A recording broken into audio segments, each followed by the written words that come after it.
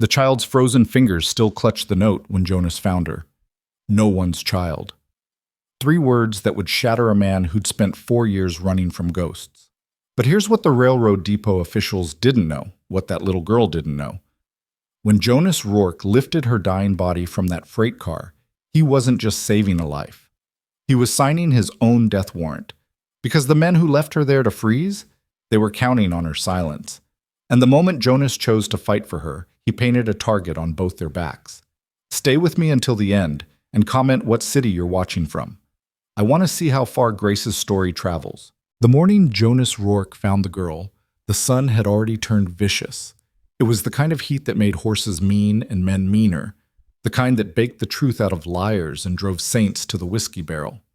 Jonas had ridden into Salvation Creek Depot with nothing on his mind except picking up fence supplies and getting back to his ranch before the afternoon turned the valley into a furnace. He'd been making this same trip every month for 4 years, ever since Emily died, and every month it got a little easier to pretend he was still among the living. But today the universe had other plans. You hear that? Old Pete Branson was standing by the freight platform, one weathered hand cupped to his ear. Jonas swung down from his horse, boots hitting dust. Hear what? That. Pete pointed toward the line of freight cars.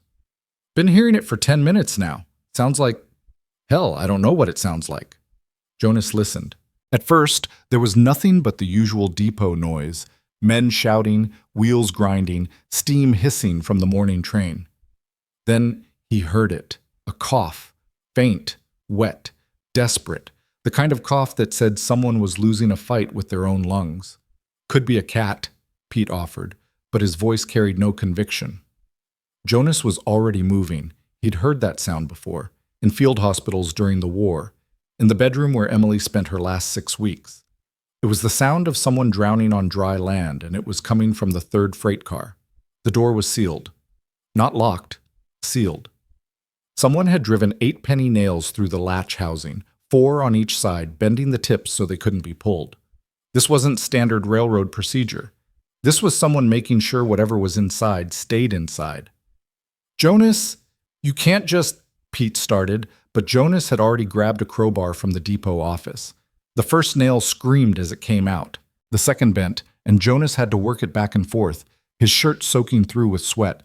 By the 4th nail, he could hear the coughing again, weaker now, more liquid. By the 8th, his hands were bleeding.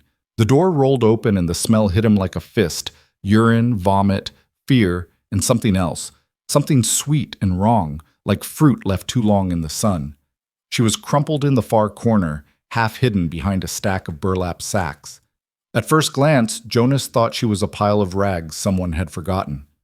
Then the rags moved, and he saw the small hand, the tangle of dark hair, the dress that might have been blue once but was now the color of everything lost and abandoned. Jesus Christ. Jonas was inside the car before his brain caught up with his body. Jesus Christ, there's a child in here. Pete appeared in the doorway, took one look, and went white. I'll get the doctor. Get him now! Jonas knelt beside the girl, his knees cracking against the wooden floor. Up close, he could see she was maybe 7, maybe 8. It was hard to tell with the way her skin clung to her bones. Her lips were cracked and bleeding, her breathing shallow and rapid. When he touched her forehead, her skin was furnace hot. That's when he saw the note. It was pinned to her dress with a rusted safety pin, the paper cheap and wrinkled, the handwriting crude but deliberate. 3 words in charcoal. No one's child. Something inside Jonas cracked. Not broke. It had been broken for 4 years. This was different. This was the sound of ice splitting, of frozen rivers remembering how to flow. Who does this? He whispered. Who leaves a baby to die like garbage? The girl's eyes fluttered open. They were brown, deep brown, the color of creek water in shadow. They fixed on Jonas' face with an intensity that made him lean back. You... Her voice was barely there, a ghost of a sound. You're the man... Don't talk, sweetheart. Save your strength. She said, You'd come. The girl's hand moved weakly toward him, fingers grasping at nothing. She said, You'd save me. Then her eyes rolled back and her body went limp. No. Jonas scooped her up, shocked at how light she was, like holding a bundle of kindling. No, no, no. Stay with me, little one. Stay with me. He was out of the freight car and running before Pete could close his dropped jaw. The girl's head lolled against Jonas' chest, and he could feel how wrong her breathing was. Too fast, too shallow, fighting for purchase in lungs that weren't cooperating. Men scattered from his path. Someone shouted something about procedures, about the sheriff, about orphan protocols. Jonas didn't stop. Couldn't stop. Because in that moment, holding that dying child, he wasn't the broken man who'd been sleepwalking through life for 4 years. He was the man who'd once ridden 3 days without stopping to bring medicine to a fever-struck family. He was the man who'd pulled a drowning boy from a flash flood while everyone else stood frozen on the bank. He was the man Emily had fallen in love with, the one who moved when others hesitated. Dr. Samuel Harlan's office was 3 blocks from the depot. Jonas kicked the door open so hard it cracked against the wall. "Sam! Sam!" The doctor appeared from the back room, medical bag already in hand. Sam had been in Salvation Creek long enough to know that when Jonas Rourke kicked down your door, you grabbed your supplies first and asked questions later. "What have you—" Sam's words died when he saw the child. "Sweet Mother of God, examination table now." Jonas laid her down as gently as he could. In the better light, the girl looked even worse. Her dress was torn in places, stitched in others with inexpert hands. Her feet were bare and filthy, the soles cracked and bleeding. Around her neck was a thin leather cord with a small wooden cross, the kind you could buy for a penny at any general store. Sam's hands moved with practiced efficiency, checking pulse, breathing, eyes. How long was she in that freight car? Don't know. Train came in from Willow Ridge this morning, but it might have picked up cars from further east. She's severely dehydrated. Fever's dangerous. 104, maybe higher. Lungs are congested. Sam looked up, and Jonas saw something in his eyes that made his blood turn cold. "Jonas, I need to be straight with you. This child is dying. Whatever she's been through, it's pushed her right to the edge." "Then pull her back." "I'm going to try, but—" "No." Jonas' voice came out harder than he intended. "No buts. You save her, Sam. Whatever it takes." Sam held his gaze for a long moment, then nodded. "I'll need your help. And I'll need Clara Whitwell. This child needs round-the-clock care, and I can't leave my practice." Clara, Emily's older sister. Jonas hadn't spoken to her in 3 months, not since their last argument about him wasting away on that ranch. But if there was anyone in Salvation Creek who could help save this child, it was Clara. "I'll get her," Jonas said. "And Jonas?" Sam was already preparing a fever reduction treatment, mixing powders with water. That note. No one's child. Someone wanted her found dead. The question you need to ask yourself is, what happens when they find out she's alive? Jonas looked down at the girl. Even unconscious, even dying, there was something about her that nagged at him. Something familiar in the shape of her face, the set of her jaw. "Then they'll have to come through me," he said quietly. Butson. Clara Whitwell's house sat on the respectable side of town, the part where ladies served tea on porcelain and men tipped their hats on Sunday. Jonas had always felt like an intruder here, even when Emily was alive. Now, standing on Clara's porch with blood on his shirt and desperation in his chest, he felt like a barbarian at the gates. He knocked, waited, knocked again harder. The door opened, and Clara's expression went from irritation to shock in the space of a heartbeat. She was a handsome woman, 10 years older than Emily had been, with the same dark hair though shot through with silver. She'd never married, had dedicated her life to teaching and community work and judging Jonas for not being good enough for her baby sister. "Jonas Rourke, what on earth? I need your help." The words came out rough. Jonas wasn't used to asking for things, and Clara wasn't used to him asking her for anything. "There's a child. She's dying. Sam Harlan says he needs you." Clara's irritation evaporated. "A child? What child?" "I found her in a freight car at the depot. Someone left her there to die, Clara. She can't be more than 7 or 8 years old, and she's—" Jonas's voice cracked. "She's the same age Emily would have wanted our children to be." It was a low blow, and he knew it. Emily's inability to have children had broken both their hearts. But it was also the truth, and Clara's face softened. "Let me get my bag," she said. They ran. By the time they reached Sam's office, the girl was seizing. Her small body convulsed on the examination table, back arching, fingers clawing at air. Sam was trying to hold her steady while getting medicine between her clenched teeth. Clara, thank God. Sam didn't look up. I need cool water, every clean cloth you can find, and that fever tincture in the blue bottle, top shelf, far right. Clara moved with the efficiency of someone who'd been in crisis situations before. Within minutes, she had the girl's dress cut away and was applying cool compresses to her chest and forehead. Jonas stood back, feeling useless, watching as these two fought to pull the child back from whatever edge she was teetering on. The seizure lasted 90 seconds. It felt like 90 years. When it finally stopped, the girl lay still, too still, and Jonas felt his heart stop with her. Then she took a shuddering breath, and another, and Sam let out a breath of his own. That's it, little one, Clara murmured, her hands gentle as she smoothed the girl's sweat-soaked hair. That's it. Stay with us. Will she make it? Jonas asked. Sam wiped his forehead with the back of his hand. The next 24 hours will tell. If the fever breaks, if we can get fluids and medicine into her, if her lungs clear, then maybe. But Jonas, she's been severely neglected. This didn't happen overnight.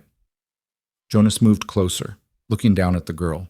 With her face cleaned and her hair smoothed back, that nagging familiarity grew stronger. Something about her features, the shape of her eyes.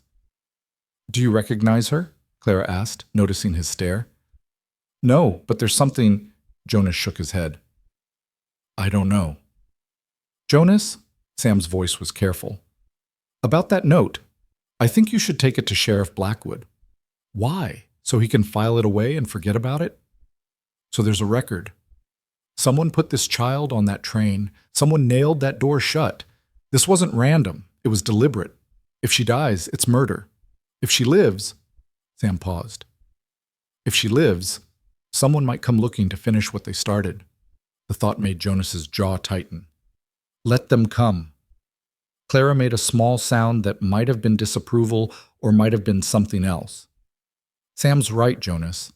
This needs to be official. But first, this child needs constant care. I'll stay with her tonight, but I'll help, Jonas said. So I can done. Both Clara and Sam looked at him in surprise. Jonas, you don't have to... Clara started. Yes, I do. He didn't know how to explain the pull he felt toward this child, the way her small hand had reached for him in that freight car, the way she'd said, "You're the man," as if she'd been expecting him. She's got nobody else. The note said it, no one's child. Well, maybe she can be someone's child now. Clara's eyes filled with tears. Oh, Jonas. I'm not saying... Jonas rubbed his face with both hands. I'm just saying she deserves someone fighting for her. And I can fight. I'm good at fighting. I know you are, Clara said softly. That's why Emily loved you. The words hit Jonas in a place he'd thought was armored. He looked away, blinking hard. She's stable for now, Sam said, breaking the moment. But she needs quiet, rest, and constant monitoring. Clara, if you can take the first watch, I'll check back in 2 hours. Jonas, you should go see the sheriff, then get cleaned up. You look like you've been through a war. Jonas glanced down at his blood-stained shirt, his torn-up hands. Feels like it. As he turned to go, the girl made a small sound, something between a whimper and a word. They all froze. Her eyes were still closed, but her lips were moving. Jonas leaned close. What is it, sweetheart? What are you trying to say? Grace. The word was barely there, a breath with consonants. My name. Grace. Jonas felt something shift in his chest. Grace. That's a beautiful name. She said... Grace's breathing hitched. She said you'd protect me, like you protected her. Who said that, Grace? Who told you about me? But Grace had slipped back under, her face smoothing into unconsciousness. Clara looked at Jonas with wide eyes. Jonas, how would this child know you? I don't know. But even as he said it, pieces were starting to shift in his mind. The familiar features, the brown eyes, the way she'd reached for him as if she knew him. I need to see that note again. Sam handed it over. Jonas studied it in the light, turning it over. The paper was cheap, the kind you'd find in any mercantile. But on the back, so faint he'd almost missed it, were two more words in different handwriting, smaller, neater, desperate, Emily's promise. The world tilted. "What is it?" Clara was beside him, reading over his shoulder. When she saw the words, she gasped. "Oh my God! Jonas, do you think—" "Emily had a sister," Jonas said slowly. "Her younger sister, Margaret. She moved east after Emily and I married. Went to Kansas City last we heard. Emily and Margaret weren't close. There was some falling out before Emily and I even met. But Emily always talked about going to find her, about making things right. She said she'd made a promise to their mother to look after Margaret, no matter what." "I remember," Clara whispered. "Margaret was troubled, wild. Mother died worrying about her. Emily carried that guilt until—" She stopped. "Until she died," Jonas finished. "She made me promise right at the end that if Margaret ever needed help, I'd give it. She made me swear on our wedding rings." Sam was looking at the girl with new eyes. "You think this child is Margaret's daughter?" "I think someone wanted me to think that," Jonas said. "Or someone knew Emily's promise and used it to make sure this child got to me. Either way, someone went to a lot of trouble to put Grace on that train with my name in her head and Emily's promise on her back." "But who would do that?" Clara asked. "And why?" "I don't know, but I'm going to find out." Jonas carefully folded the note and slipped it into his pocket. "Grace said she said you'd protect me. If Margaret sent her daughter to me, if Emily's sister is out there somewhere—" He looked down at the unconscious child. "Then Margaret might be in danger too. Or dead, he didn't say, but they all heard it." "Jonas," Clara put her hand on his arm, "even if this child is Margaret's daughter, even if she's Emily's niece, you can't just claim her. There are laws, procedures. The county will want to place her in an orphanage until proper family can be verified." "No." The word came out flat and hard. "No orphanage. I made a promise to Emily, and I'm keeping it. If Grace is family, she stays with family, and if she's not—" Jonas paused. "If she's not, then she's a child who needs someone, and I'm someone who needs something to fight for besides ghosts." Sam and Clara exchanged a look, one of those long married couple looks even though they'd never been married or a couple. Finally, Sam nodded. "All right. But Jonas, you need to do this right. Talk to Sheriff Blackwood. Get the paperwork started. And you'll need help. That ranch of yours is no place for a sick child alone." "I'll help," Clara said immediately. "If Jonas is serious about this, and I can see he is, then I'll come out to the ranch until Grace is recovered. It's what Emily would have wanted." Jonas felt his throat tighten. "Thank you." "Don't thank me yet," Clara said dryly. "I intend to make your life difficult with my opinions and my rules. But that child needs people who'll fight for her, and the Whitwell women have always been fighters." Despite everything, Jonas almost smiled. "I remember." He took one last look at Grace, at her small face, peaceful now in sleep, at the rise and fall of her chest that said she was still here, still fighting. Then he headed out into the brutal afternoon sun, his mind already turning over what he needed to do. First, Sheriff Blackwood. Then he'd ride out to the depot and find out everything he could about that train, about where it came from, about who might have put a 7-year-old girl in a freight car and nailed the door shut behind her. Someone had tried to kill Grace. And if Jonas was right, if she really was Emily's niece, then someone had known exactly what they were doing when they put Emily's promise on her back. "Like you protected her," Grace had said. But Jonas hadn't protected Emily.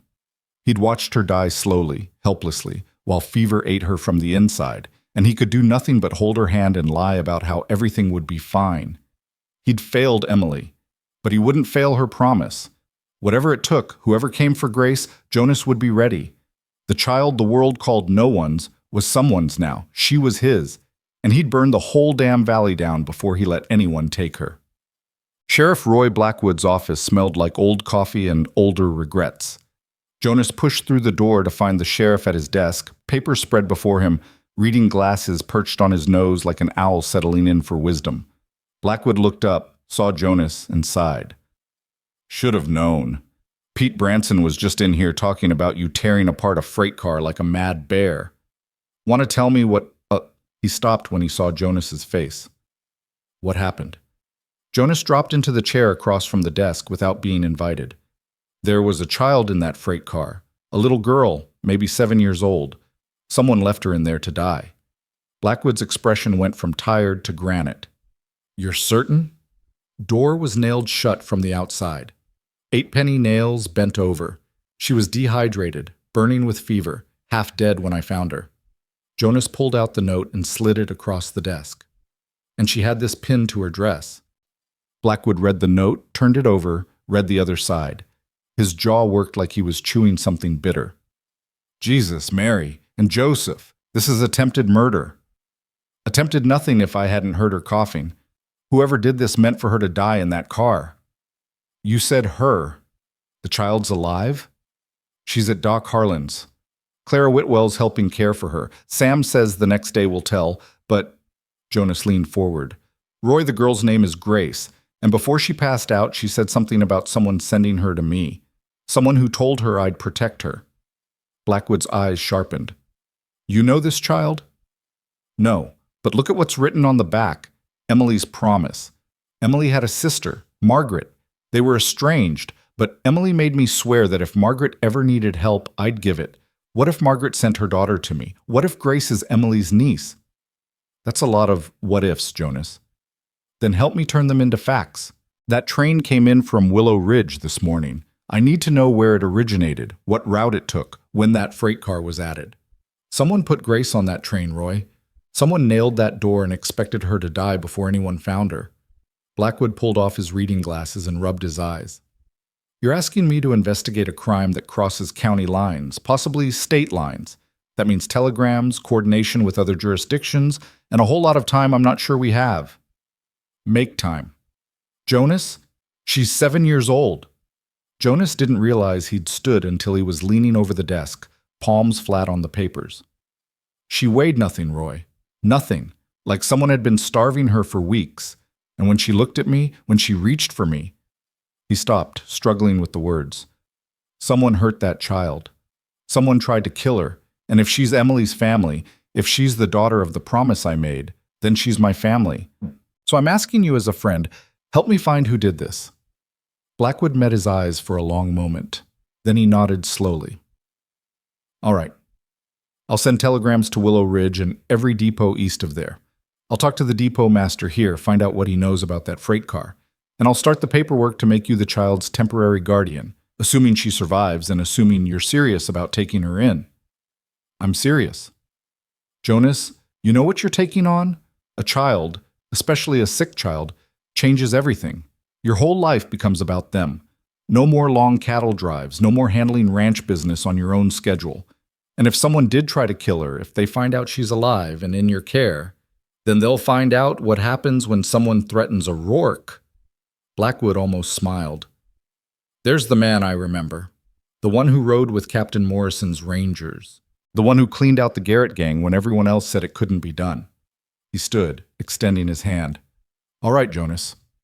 I'll do what I can. But you need to be smart about this. Whoever put that girl on the train, they're dangerous. And if they're willing to kill a child, they won't stop just because one rancher's in their way, Jonas finished. He shook Blackwood's hand. I know, but I've been dying slow for 4 years, Roy. Maybe this is what I needed, a reason to start living again, even if that reason comes with danger attached. Emily would have liked that, Blackwood said quietly. She always said you were at your best when you had someone to protect. Jonas felt the familiar ache in his chest, the Emily-shaped hole that never quite closed.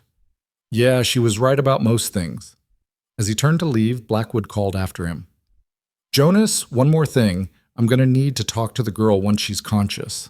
If she can tell us anything about who put her on that train, where she came from. When she's ready, Jonas said. Not before. She's been through enough. Agreed. But Jonas, the longer we wait, the colder the trail gets. Jonas nodded and pushed out into the afternoon heat. The sun had shifted, throwing the main street into sharp relief, all hard edges and unforgiving light. He squinted against it, his mind already moving to the next task. He needed to get back to the ranch, make arrangements for Clara to stay in the guest room, prepare the house for a child. He needed to check on Grace, make sure she was still breathing, still fighting. He needed to... Jonas Rourke. The voice came from his left, smooth and cultured and wrong. Jonas turned to find a man standing in the shadow of the general store awning. He was dressed too fine for Salvation Creek. Tailored suit, silk vest, shoes that had never seen an honest day's dust. His face was handsome in a calculated way, and his smile never reached his eyes. "Do I know you?" Jonas asked. "Not yet, but you will." The man stepped forward, and Jonas's hand instinctively moved toward his belt, old habits from old wars. "My name is Victor Langford. I'm the county land registrar, and I've just heard a very interesting story about you pulling a child from a freight car this morning." Jonas felt his shoulders tense. News travels fast. In small towns, it always does. "I understand you've taken this child to Dr. Harland and enlisted Clara Whitwell's aid. Commendable. Very commendable." Langford's smile widened. "However, as the county registrar, I have certain responsibilities regarding abandoned children, especially children who arrive in the county under mysterious circumstances." "She's not abandoned. She has family." "Does she?" Langford tilted his head like a curious bird. "And you can prove this family relationship?" Jonas's jaw tightened. "Not yet.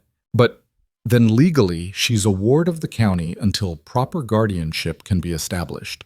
Which means, Mr. Rourke, that I'll need to take custody of the child once she's recovered enough to be moved." "Like hell!" "I understand your emotional attachment. It's very heroic, what you did this morning. But the law is clear. Without documented proof of family connection, the child must be placed in county care. There's an excellent facility in Red River, about 30 miles from here, clean, well-run, and she's not going to any facility." Jonas took a step forward, and Langford, to his credit, didn't flinch. "That girl was left to die in a freight car. Someone nailed the door shut and expected her to suffocate or starve. You want me to believe she'll be safer in some county facility? I understand your concerns, but the law exists to protect children, not endanger them. And without proper documentation, I'm afraid I can't simply hand over a minor to a bachelor rancher with no legal claim." Langford's eyes glittered. "Unless, of course, you have proof of this supposed family connection?" Jonas wanted to hit him, wanted to wipe that smug smile off his face and watch him fall. But he forced himself to stay calm. "I'll get the proof. Give me time." "Time is precisely what I can't give, Mr. Rourke. The longer this child remains in undocumented care, the more irregular the situation becomes. I'll need to file a report with the county within 48 hours, and if you can't produce satisfactory evidence of kinship by then..." Langford shrugged. "Well, then I'll have no choice but to execute my duty as registrar." "You son of a bitch!" "Language, Mr. Rourke. We're civilized men." Langford adjusted his hat. 2 days, 48 hours, and then family or not, that child becomes county property." He tipped his hat and turned away. "Good day." Jonas stood frozen, watching Langford disappear into the general store. Every instinct screamed at him to follow, to drag the man into an alley and beat some sense, or at least some humanity, into him. But that wouldn't help Grace. That would only land Jonas in jail and leave the girl defenseless. 2 days. He had 2 days to prove Grace was Emily's niece, 2 days to find Margaret or find proof of the connection, 2 days before the county could take the child he'd just decided was worth living for. Jonas turned and ran back toward Doc Harlan's office, his mind racing. He needed to talk to Grace again, needed to find out everything she could tell him about her mother, about where she came from, about who had put her on that train. But when he burst through the doctor's door, it wasn't Sam who met him. It was Clara, and her face was pale. "Jonas, thank God. Grace woke up a few minutes ago and started screaming. We couldn't calm her down. She was terrified, fighting us. She kept crying for her mother, saying, 'They're coming, they're coming.' We finally got her calmed, but Jonas," Clara's voice dropped. "She's traumatized. Whatever happened to her, it wasn't just physical abuse. Someone terrified this child." Jonas moved past her into the examination room. Grace was awake, propped against pillows, her brown eyes huge in her thin face. When she saw Jonas, she started crying again, but this time she reached for him. You came back, she whispered. You came back. Jonas crossed to her side and took her small hand in his. Of course I came back. I told you I would. But the man said, Grace's breathing hitched. He said bad things happen to people who help me. He said I'm cursed. He said anyone who takes me in will... She couldn't finish. Who said that, Grace? Who told you those things? But Grace just shook her head, tears streaming down her cheeks. He'll find me. He always finds me. That's what Mama said before. Before what, sweetheart? Before she stopped breathing. Grace's voice was barely audible. She coughed, and then she stopped, and the man came and he said I had to go away because I was nobody's child now. He put me in the dark place, and I was so scared, and it was so cold, and I thought I was going to die like Mama, but then I heard your voice and you opened the door, and... She looked up at Jonas with those heartbreaking eyes. Are you the man Mama told me about? The one who married her sister? The one who fights bad people? Jonas felt like he'd been punched in the gut. Your mama was Margaret? Margaret Whitwell? Grace nodded. She said if anything bad happened, I should find Jonas Rourke. She said you promised to take care of family. She said you were the only one who could keep me safe from him. From who, Grace? Who are you afraid of? But before Grace could answer, the door opened and Sheriff Blackwood walked in, his face grim. Jonas, we need to talk. Now. Jonas looked from Grace to Blackwood and back. He wanted to stay, wanted to hear everything Grace could tell him, but the sheriff's expression said it couldn't wait. Clara, stay with her, Jonas said. Grace, I'll be right back. You're safe here, I promise. But the man... No one's going to hurt you, not while I'm here. Jonas squeezed her hand gently. That's my promise to you, and I keep my promises. Out in the front office, Blackwood waited until the door closed before speaking. I got a telegraph back from Willow Ridge. That freight car originated in Kansas City, picked up 3 days ago. It had been sitting in a rail yard for 2 weeks before that. 2 weeks? With Grace inside? No. Grace was added to the cargo somewhere between Kansas City and Willow Ridge. The depot master there remembers the car coming through but says it was sealed when it arrived, which means someone put her in there and nailed that door shut somewhere on the route. Jonas, Blackwood hesitated. The manifest for that car lists it as carrying mining equipment bound for Denver, but mining equipment doesn't require sealed doors. Someone paid to have that car treated special, and they paid enough that nobody asked questions. So whoever did this has money and influence. And patience. They planned this, Jonas. They knew that car would be sitting in Willow Ridge overnight before getting rerouted here. They knew it would be hot enough to kill a child in hours. This wasn't some desperate parent abandoning a baby. This was calculated murder. Jonas felt cold despite the afternoon heat. Grace just told me her mother died. She watched Margaret die. Coughing, she said, just like... He stopped. Like Emily, Blackwood finished quietly. Jesus, Jonas. You think it's the same thing? I don't know, but Margaret was Emily's sister. If they both died the same way... Jonas rubbed his face.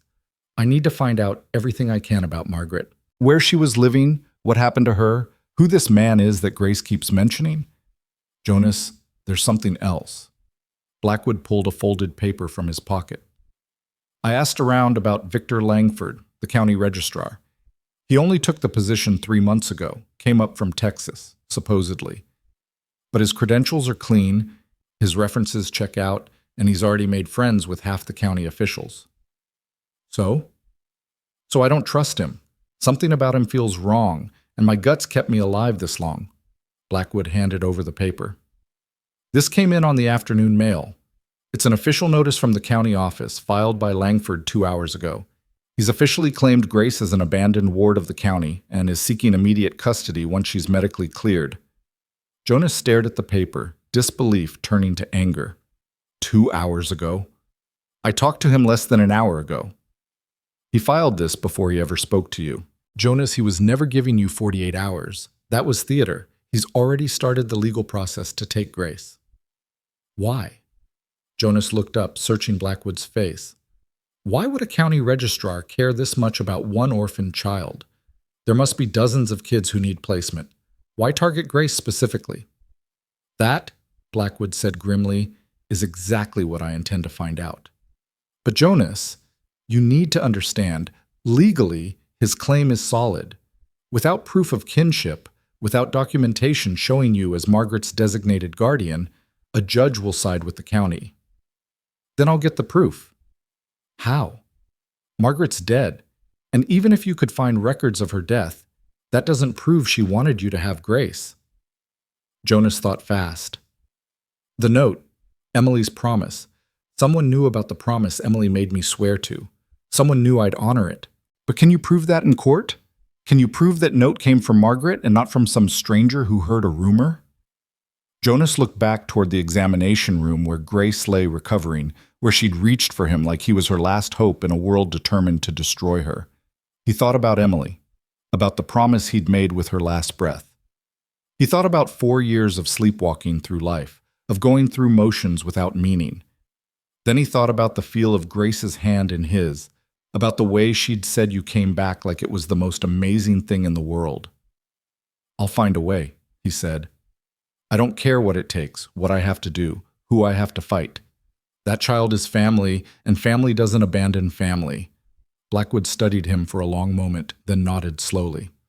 All right, then here's what we're going to do. I'll start digging into Langford's background, quietly. If he's as interested in Grace as he seems, there's a reason, and I want to know what it is. You focus on finding proof of the connection between Grace and Margaret. Birth records, letters, anything that shows Margaret wanted you to have her daughter. And if I can't find it in time, then you'd better be prepared to fight a legal battle that could take months. And Jonas, Blackwood put his hand on Jonas's shoulder. Be careful. Someone left that child to die. If they find out she's alive, if they think you're getting close to figuring out who they are, they'll come for her, Jonas finished. And when they do, I'll be waiting. As Blackwood left, Jonas stood alone in the front office, listening to the sounds of the town outside. Horses, wagons, people going about their normal lives, while somewhere in that examination room, a 7-year-old girl fought to stay alive against enemies she was too young to understand. Jonas had been a soldier once. He'd tracked outlaws through desert and mountain. He'd faced down men who'd kill you for looking at them wrong. But standing there, knowing that somewhere out there was someone who deliberately tried to murder a child, he felt a cold fury settling into his bones that he hadn't felt since the day he'd hunted down the men who'd killed his father. Someone had hurt Grace. Someone had hurt Margaret. And if Jonas was right, someone might have hurt Emily too. He didn't know who yet, didn't know why. But he'd figure it out. And when he did, God help them. Because Jonas Rourke had just remembered why men used to fear his name. The ranch house looked smaller than Jonas remembered as he guided his horse up the familiar path 3 hours later. Maybe it was the late afternoon light, throwing long shadows across the yard. Maybe it was knowing that tomorrow this place would have a child in it again, something it hadn't known since Emily died. Or maybe it was just that he'd stopped really seeing the place years ago, when every room became a reminder of what he'd lost. Clara sat beside him in the wagon, Grace wrapped in blankets between them, still weak but insistent she could leave the doctor's office. Sam Harland had protested, but Grace had looked at Jonas with those heartbreaking eyes and whispered, "Please don't leave me in the town. He'll find me there." So Jonas had loaded up the wagon with medicine, instructions, and Clara's disapproving commentary and brought them both home. "It needs work," Clara said as they pulled up to the house. It wasn't a question. "It needs a lot of things." Jonas set the brake and climbed down, then reached up for Grace. She weighed nothing, and when he lifted her, she pressed her face against his shoulder like she was trying to disappear into his protection. The house did need work. That much was undeniable. 4 years of a bachelor living alone had taken its toll. Dust coated every surface. Dishes sat piled in the kitchen. The guest room where Clara would sleep probably had mice.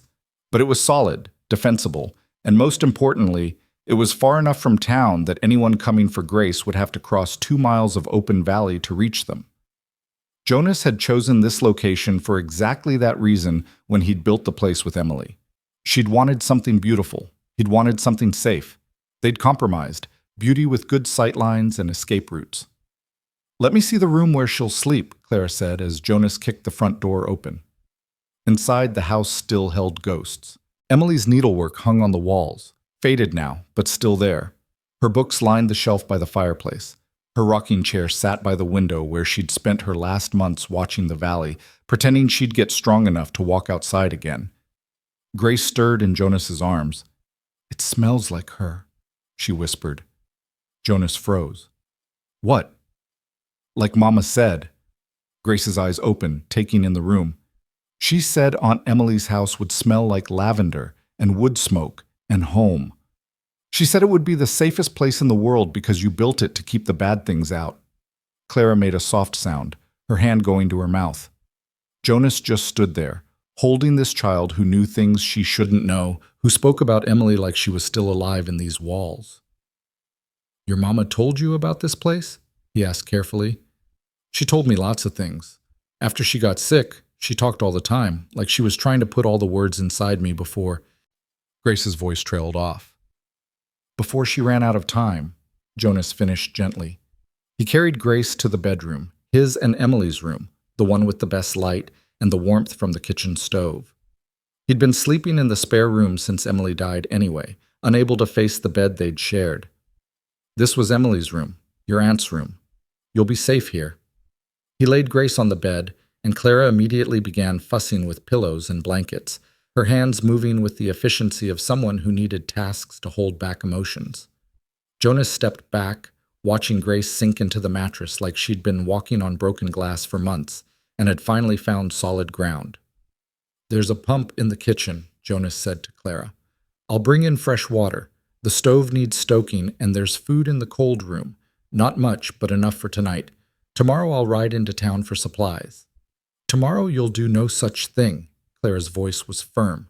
"Tomorrow you'll stay here with Grace while I go to town. You're not leaving this child alone when someone might be hunting her." Jonas wanted to argue, but Clara was right. He'd brought Grace here to keep her safe, which meant staying close. "All right, make a list of what you need, but Clara, be careful. Ask questions quietly.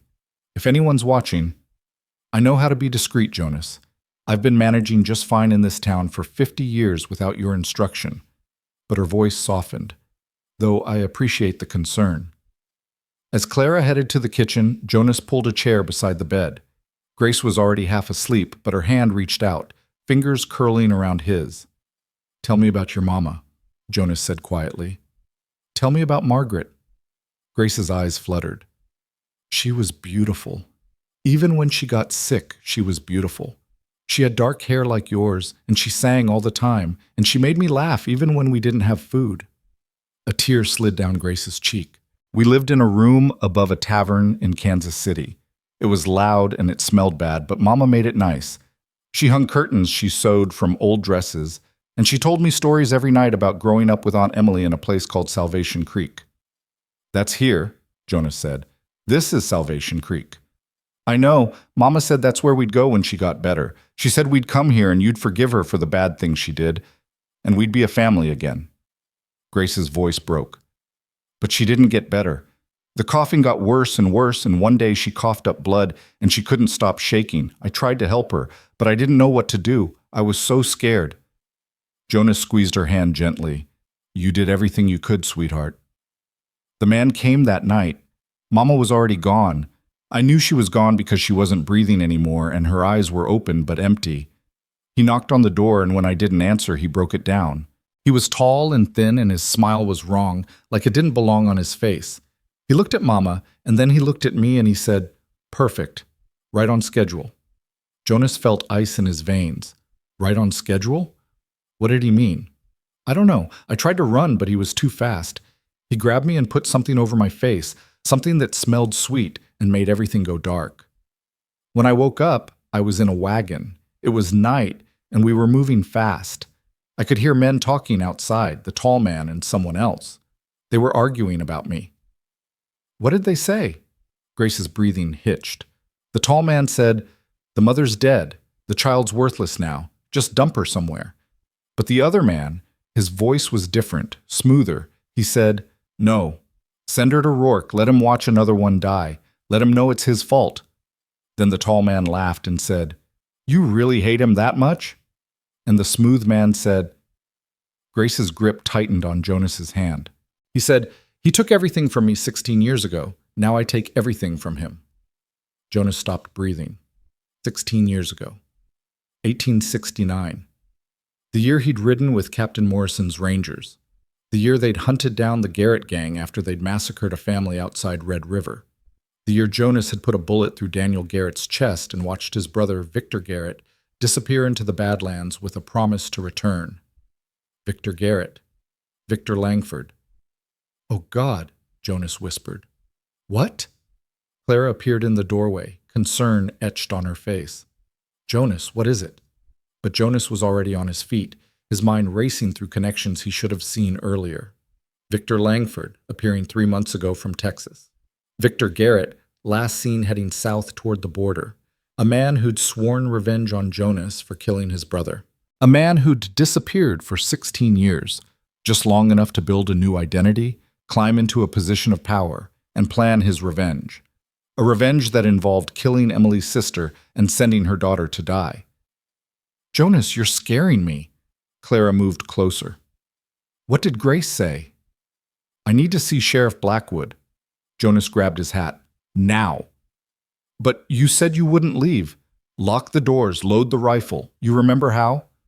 When Clara nodded, Jonas continued, "Anyone comes to this house except me or Roy Blackwood, you shoot first and ask questions never. Understand?" Clara's face went pale, but she nodded. "Jonas, what's happening?" "Something I should have figured out hours ago." Jonas looked down at Grace, who'd fallen into exhausted sleep. "Someone tried to kill her to hurt me, which means she was never the target. I was. And if I'm right about who's behind this, then Grace isn't just in danger. She's bait." He was out the door and on his horse before Clara could respond, his mind already cataloging every interaction with Victor Langford, every word, every gesture, the smooth confidence, the calculated interest in Grace, the filing of custody papers before their conversation. It all made sense now. Victor Garrett hadn't disappeared 16 years ago. He'd been planning, building, waiting for the perfect moment to strike at Jonas where it would hurt most, through family. First Emily. Had she really died of natural fever? Or had someone helped her along? The same way Margaret had died coughing blood? Then Grace. Send her to Jonas, make him care, make him fight for her, and then take her away legally, using the system, so Jonas would be helpless to stop it. Watch him suffer the way Victor had suffered watching his brother die. It was perfect. It was patient. It was exactly the kind of revenge a man might plan over 16 years.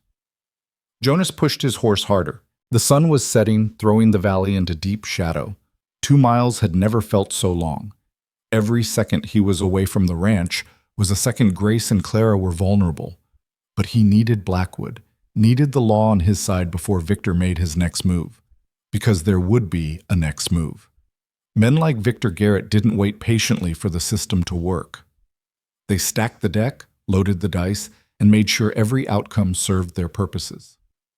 By the time Jonas reached Salvation Creek, full dark had fallen. Lights blazed in windows, and the saloon was already filling with men who'd worked hard all day and wanted to forget it all night. Jonas rode straight to Blackwood's office and nearly pulled the door off its hinges getting inside. Blackwood looked up from his desk, took one look at Jonas' face, and reached for his gun belt. "What happened?" "Victor Langford is Victor Garrett." The sheriff froze. "Say that again." "The county registrar who's so interested in Grace? He's Victor Garrett, Daniel's brother, the one who got away 16 years ago. He's been planning this, Roy. All of it. Margaret's death, Grace being sent to me. It's revenge." Blackwood's face went through several expressions before settling on grim determination. "You're sure?" Grace heard them talking. The night her mother died, a man came. Tall, thin, wrong smile. He took Grace and argued with another man about what to do with her. The other man said to send her to me. Said I took everything from him 16 years ago. Said he wanted to watch another one die. Jonas leaned over the desk. "It's him, Roy. It has to be." "But Langford's credentials are forged. Have to be. Victor Garrett was smart, educated, came from money before his brother went bad. He'd know how to build a new identity, how to get papers that would pass inspection. Jonas slammed his hand on the desk. We need to arrest him, now, before he what? Jonas, even if you're right, we have no proof. The word of a traumatized 7-year-old about a conversation she overheard while drugged? No judge would issue a warrant on that. Then what do you suggest? Jonas's voice was tight with frustration. Wait for him to make another move? Let him take Grace legally while we gather evidence? I suggest we be smart. Blackwood stood, moving to the window. If Langford really is Garrett, if this is about revenge, then he's been planning it for 16 years. He won't make mistakes now. We need to outthink him, not outdraw him. How? Blackwood turned back and Jonas saw something calculating in his eyes. The same look the sheriff used to get during the war when they were planning ambushes. By giving him what he wants, or making him think we are. Explain. Garrett wants you to suffer, wants you to care about Grace and then lose her. So we let him think that's happening. You fight the custody battle, you make a scene, you show everyone how much you want to keep her. Meanwhile, I dig into Langford's background, quietly, through channels he won't expect. If his credentials are forged, there'll be seams. There always are. And if you don't find them in time, then we pray Grace can testify to what she heard. But Jonas, you need to understand something. Blackwood's voice dropped. If Langford really is Garrett, if he's been planning this for 16 years, then Margaret's death wasn't random. He killed her, or had her killed, specifically to send Grace to you. Which means he knew about Emily's promise. He knew about the connection between Margaret and your wife. Jonas felt sick. How would he know that? That's what worries me. Either he's been watching you for a very long time, or... Blackwood hesitated. Or what? Or someone told him. Someone close enough to Emily to know about the promise. Someone who knew about Margaret. Blackwood met Jonas's eyes. Someone in this town. The implications hung between them like smoke from a funeral pyre. Jonas wanted to reject it, wanted to believe that Emily's secrets had died with her. But Blackwood was right. There was no other way Victor could have known about the promise unless someone had told him. Who? Jonas asked. Who would betray Emily like that? I don't know, but if there's a spy in Salvation Creek, if someone's been feeding Garrett information, Blackwood didn't finish. He didn't have to. Jonas thought about everyone he'd talked to today. Doc Harland, Clara, Pete Branson at the depot. The depot master who'd been so quick to accept the sealed freight car. The deputy who'd arrived at his ranch the night Emily died to deliver the official death certificate. Too many people, too many possibilities. What do I do? Jonas asked, and hated how defeated he sounded. You go home. You protect Grace. You let Langford file his custody papers and you fight him in court like a law-abiding citizen. And you trust me to find the proof we need. Blackwood pulled on his coat. But Jonas, you need to be prepared. If I'm wrong, if we can't prove Langford is Garrett before the hearing, then the law will give him custody of Grace. And once he has her, he'll kill her, Jonas finished. Slowly, painfully, where I can watch and be helpless to stop it. That's his revenge, not my death, but my torture. Which is why we can't let it get that far. Blackwood checked his pistol. I'm going to start asking questions tonight, quietly. Meanwhile, you take these. He pulled a folder from his desk. Legal documents, temporary guardianship papers. They won't stop a court order, but they'll slow things down, make it harder for Langford to just walk onto your ranch and take Grace. Jonas took the papers, his mind still reeling. 16 years. Victor Garrett had waited 16 years for revenge. Had he been planning it the whole time, or had something triggered it recently? Roy, when did Langford arrive in Salvation Creek? 3 months ago. Why? 3 months ago was when Margaret died. Grace said her mother got sick fast, started coughing one week, dead within the month. What if Garrett was watching Margaret, waiting for the right moment? What if he poisoned her, made it look like natural illness, knowing she'd send Grace to me with her dying breath? Blackwood's face hardened. Then we're not just dealing with revenge. We're dealing with a man who's willing to murder innocent women to hurt his real target. That's not just dangerous, Jonas. That's evil. I know. Jonas folded the papers and tucked them inside his coat. which is why I need to get back to the ranch. If Garrett's been planning this for 16 years, he'll have contingencies. He'll expect me to figure it out eventually, which means he's already planning his next move. As Jonas turned to leave, Blackwood called after him. Jonas? One more thing. The freight car manifest. I got the full report back. That car didn't just come from Kansas City. It was specially commissioned by a mining company called Garrett Consolidated. They paid for priority shipping and special handling. Jonas felt his blood turn to ice. He used his own company name? It's arrogant. It's also brilliant. Who'd suspect a legitimate business of human trafficking? And if anyone did investigate, the company has layers of shell corporations and false addresses. It would take months to unravel, months we don't have.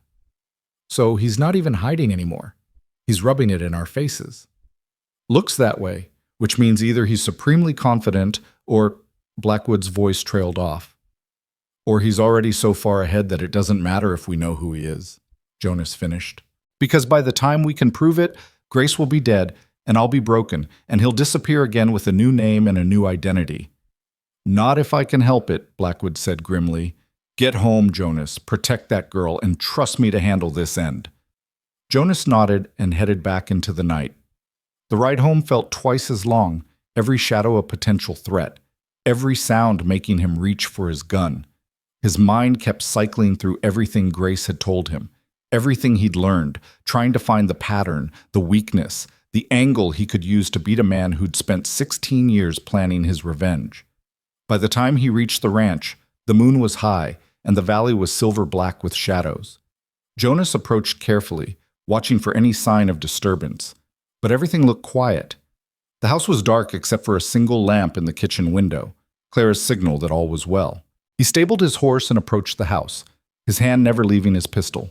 The front door opened before he could knock, and Clara stood there with the rifle, her face tight with worry. Thank God, she breathed. I've been watching the clock for an hour. What happened? Jonas stepped inside and locked the door behind him. Is Grace asleep? Finally. She fought it, said she needed to stay awake in case the man came. I had to promise her you'd be back before she'd close her eyes. Clara set the rifle down. Jonas, what's going on? You look like you've seen a ghost. Worse. I've seen a ghost that's still alive. Jonas moved to the kitchen window, checking the sight lines to the valley. Victor Langford is Victor Garrett, Daniel's brother, the one who got away. He's been planning this for 16 years, Clara. Margaret's death, Grace being sent here, all of it. It's revenge. Clara's face went pale. Oh my God. Then Emily. I don't know. Maybe. Her illness came on fast, too. Same as Margaret's. Same coughing, same fever, same...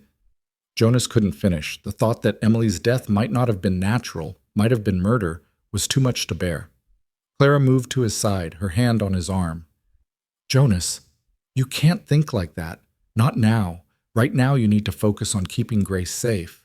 Emily's gone. We can't bring her back. But Grace is here. She's alive. And she needs you clear-headed and focused. How can I be clear-headed when everything I thought I knew is a lie? When the woman I loved might have been murdered, and I didn't even... Jonas's voice cracked. I should have protected her, Clara. That was my job, and I failed. You didn't fail. You couldn't have known. Clara's voice was fierce. But you can protect Grace now. You can make sure Emily's sacrifice, her promise, wasn't in vain. That child in there? She's alive because of you. She's safe because of you. Don't you dare dishonor Emily's memory by giving up now. Jonas looked at his sister-in-law, this woman who'd lost a sister, who'd never approved of him, who'd spent 4 years blaming him for Emily's death, even though she never said it out loud. And now she was here, in his house, helping him protect a child neither of them had known existed a day ago. Why are you doing this? He asked quietly. Helping me. Helping Grace. You could have walked away. Clara smiled sadly. Because Emily loved you. Because that child in there is family. And because... She paused. Because I've been alone too long. And maybe this is God's way of telling me that family isn't just blood. It's who you choose to fight for. Before Jonas could respond, a sound came from the bedroom, a scream, high and terrified. They both ran, Jonas reaching the door first. Grace was sitting up in bed, her eyes wild, her breathing coming in gasps. The man with the wrong smile. He's here. Grace saw Jonas and lunged for him, her small arms wrapping around his neck with desperate strength. Don't let him take me. Please don't let him take me. Shh, sweetheart. It was just a dream. Jonas held her close, feeling her heart racing against his chest. No one's here. You're safe. But he will come. He always comes. That's what Mama said. She said the man with the wrong smile always gets what he wants. Grace pulled back, looking at Jonas with eyes too old for her face. She said he killed Aunt Emily. She said he'd kill me too, unless you could stop him. Jonas and Clara exchanged looks. Grace, Jonas said carefully, did your mama tell you the man's name? Grace nodded. She said he used to be called something else, but now he calls himself Langford, Victor Langford. She said he was the devil wearing a fancy suit. Clara gasped. Jonas just held Grace tighter, his mind racing. Margaret had known. Somehow, she'd known who Langford really was, what he'd done, which meant Garrett had been in Kansas City, had been close enough to Margaret to poison her, and she'd known she was dying from his hand. Grace, did your mama write anything down? Any letters? Any papers? She tried. The night before she died, she was writing something, but the tall man took it when he came. He looked at it and laughed and said, "Too late, Margaret. Should have written to your precious Jonas years ago." Then he burned it in the stove. Grace's voice dropped to a whisper. But Mama was smart. She knew he'd come. So she made me memorize things. What things? A song. Aunt Emily's favorite song. Mama said if I sang it to you, you'd know I was telling the truth about who I was. She said Emily used to sing it every night before bed, and nobody else would know it. Grace took a shaky breath, then began to sing, her voice thin but sweet. Hush now, my darling, the stars know your name. The moon keeps you safe from all sorrow and shame. The wind whispers stories of love without end, and I'll be beside you, your mother, your friend. Jonas felt like he'd been hit by lightning. That song. Emily had sung that song every night of their marriage. It was something her mother had sung to her, something she'd said she'd sing to their children if they ever had them. He'd forgotten about it, had buried it with everything else Emily shaped. But hearing it now in Grace's voice, it all came rushing back. That's it, Clara whispered, tears streaming down her face. That's Mother's lullaby. I haven't heard it in 30 years. Mama said only family would know it, Grace continued. She said it was proof I belonged to you, and she made me memorize other things too, important things about the man with the wrong smile. What things, sweetheart? Grace closed her eyes, concentrating. She said he came to her 3 months ago. Said he knew her sister Emily had married Jonas Rourke. Said he had a message from you, that you wanted to see her, to make things right after all these years. Mama was so happy. She'd been wanting to come home for so long, wanting to introduce me to you. Jonas felt sick. He tricked her. Yes, he came to our room with papers, legal papers, he said, about Emily's estate. Said there was money owed to Mama as Emily's sister. Said you'd sent him to help settle things. Mama believed him. She signed the papers and drank the tea he brought, and Grace's voice wavered. That's when she started getting sick. First just tired, then coughing, then the blood. It happened so fast. Did your mama figure out what he'd done? Not at first, but then he came back a week later when she was really sick. He sat in our room and smiled his wrong smile and told her the truth. Said Emily had died the same way, from the same poison. Said you'd failed to protect Emily, and you'd failed to protect me too. Said watching you lose everyone you loved was his life's work now. Grace opened her eyes. That's when Mama knew she was dying. She used her last strength to write the note, to get me ready. She told me to be brave, to find you, to tell you everything. She said you were the only one who could stop him. Clara had her hand over her mouth, tears flowing freely now. Jonas just held Grace, his own eyes burning. Margaret had known she was dying, had known her daughter was in danger, and she'd used her last moments to try to save Grace by sending her to the one man she thought could protect her. Your mama was very brave, Jonas said roughly, and very smart. She got you to me, Grace. Against all odds, she got you here safely. But he'll take me away. That's what he wants, isn't it? To take me away from you and hurt me where you can watch. Grace looked up at him. Mama said that's what devils do. They don't just kill you, they make you watch everyone you love die first. Then we won't let him. Jonas set Grace back against the pillows gently. I made a promise to your Aunt Emily, and I'm making a promise to you now. I will not let Victor Garrett or Langford or whatever he's calling himself hurt you. Whatever it takes, however long it takes, I will keep you safe. But how? He's got the law on his side. He's got papers and power, and I've got something he doesn't. Jonas smoothed Grace's hair back from her forehead. I've got a reason to fight that's stronger than his reason for revenge. He wants to hurt me, but I want to protect you. And a man fighting for someone else is always stronger than a man fighting for himself. Grace studied his face for a long moment, then nodded slowly. Mama said you'd say something like that. She said you were the kind of man who'd ride into hell for family. Then your mama knew me pretty well for someone I never met. She said Emily told her all about you in letters. Before the falling out, they used to write every month. Emily would tell stories about the brave rancher she'd married, the man who'd fought outlaws and built her a house where she'd always be safe. Grace's voice grew drowsy. The medicine Sam had given her finally taking effect. Mama kept all the letters, had them in a box under our bed. But the tall man took those too.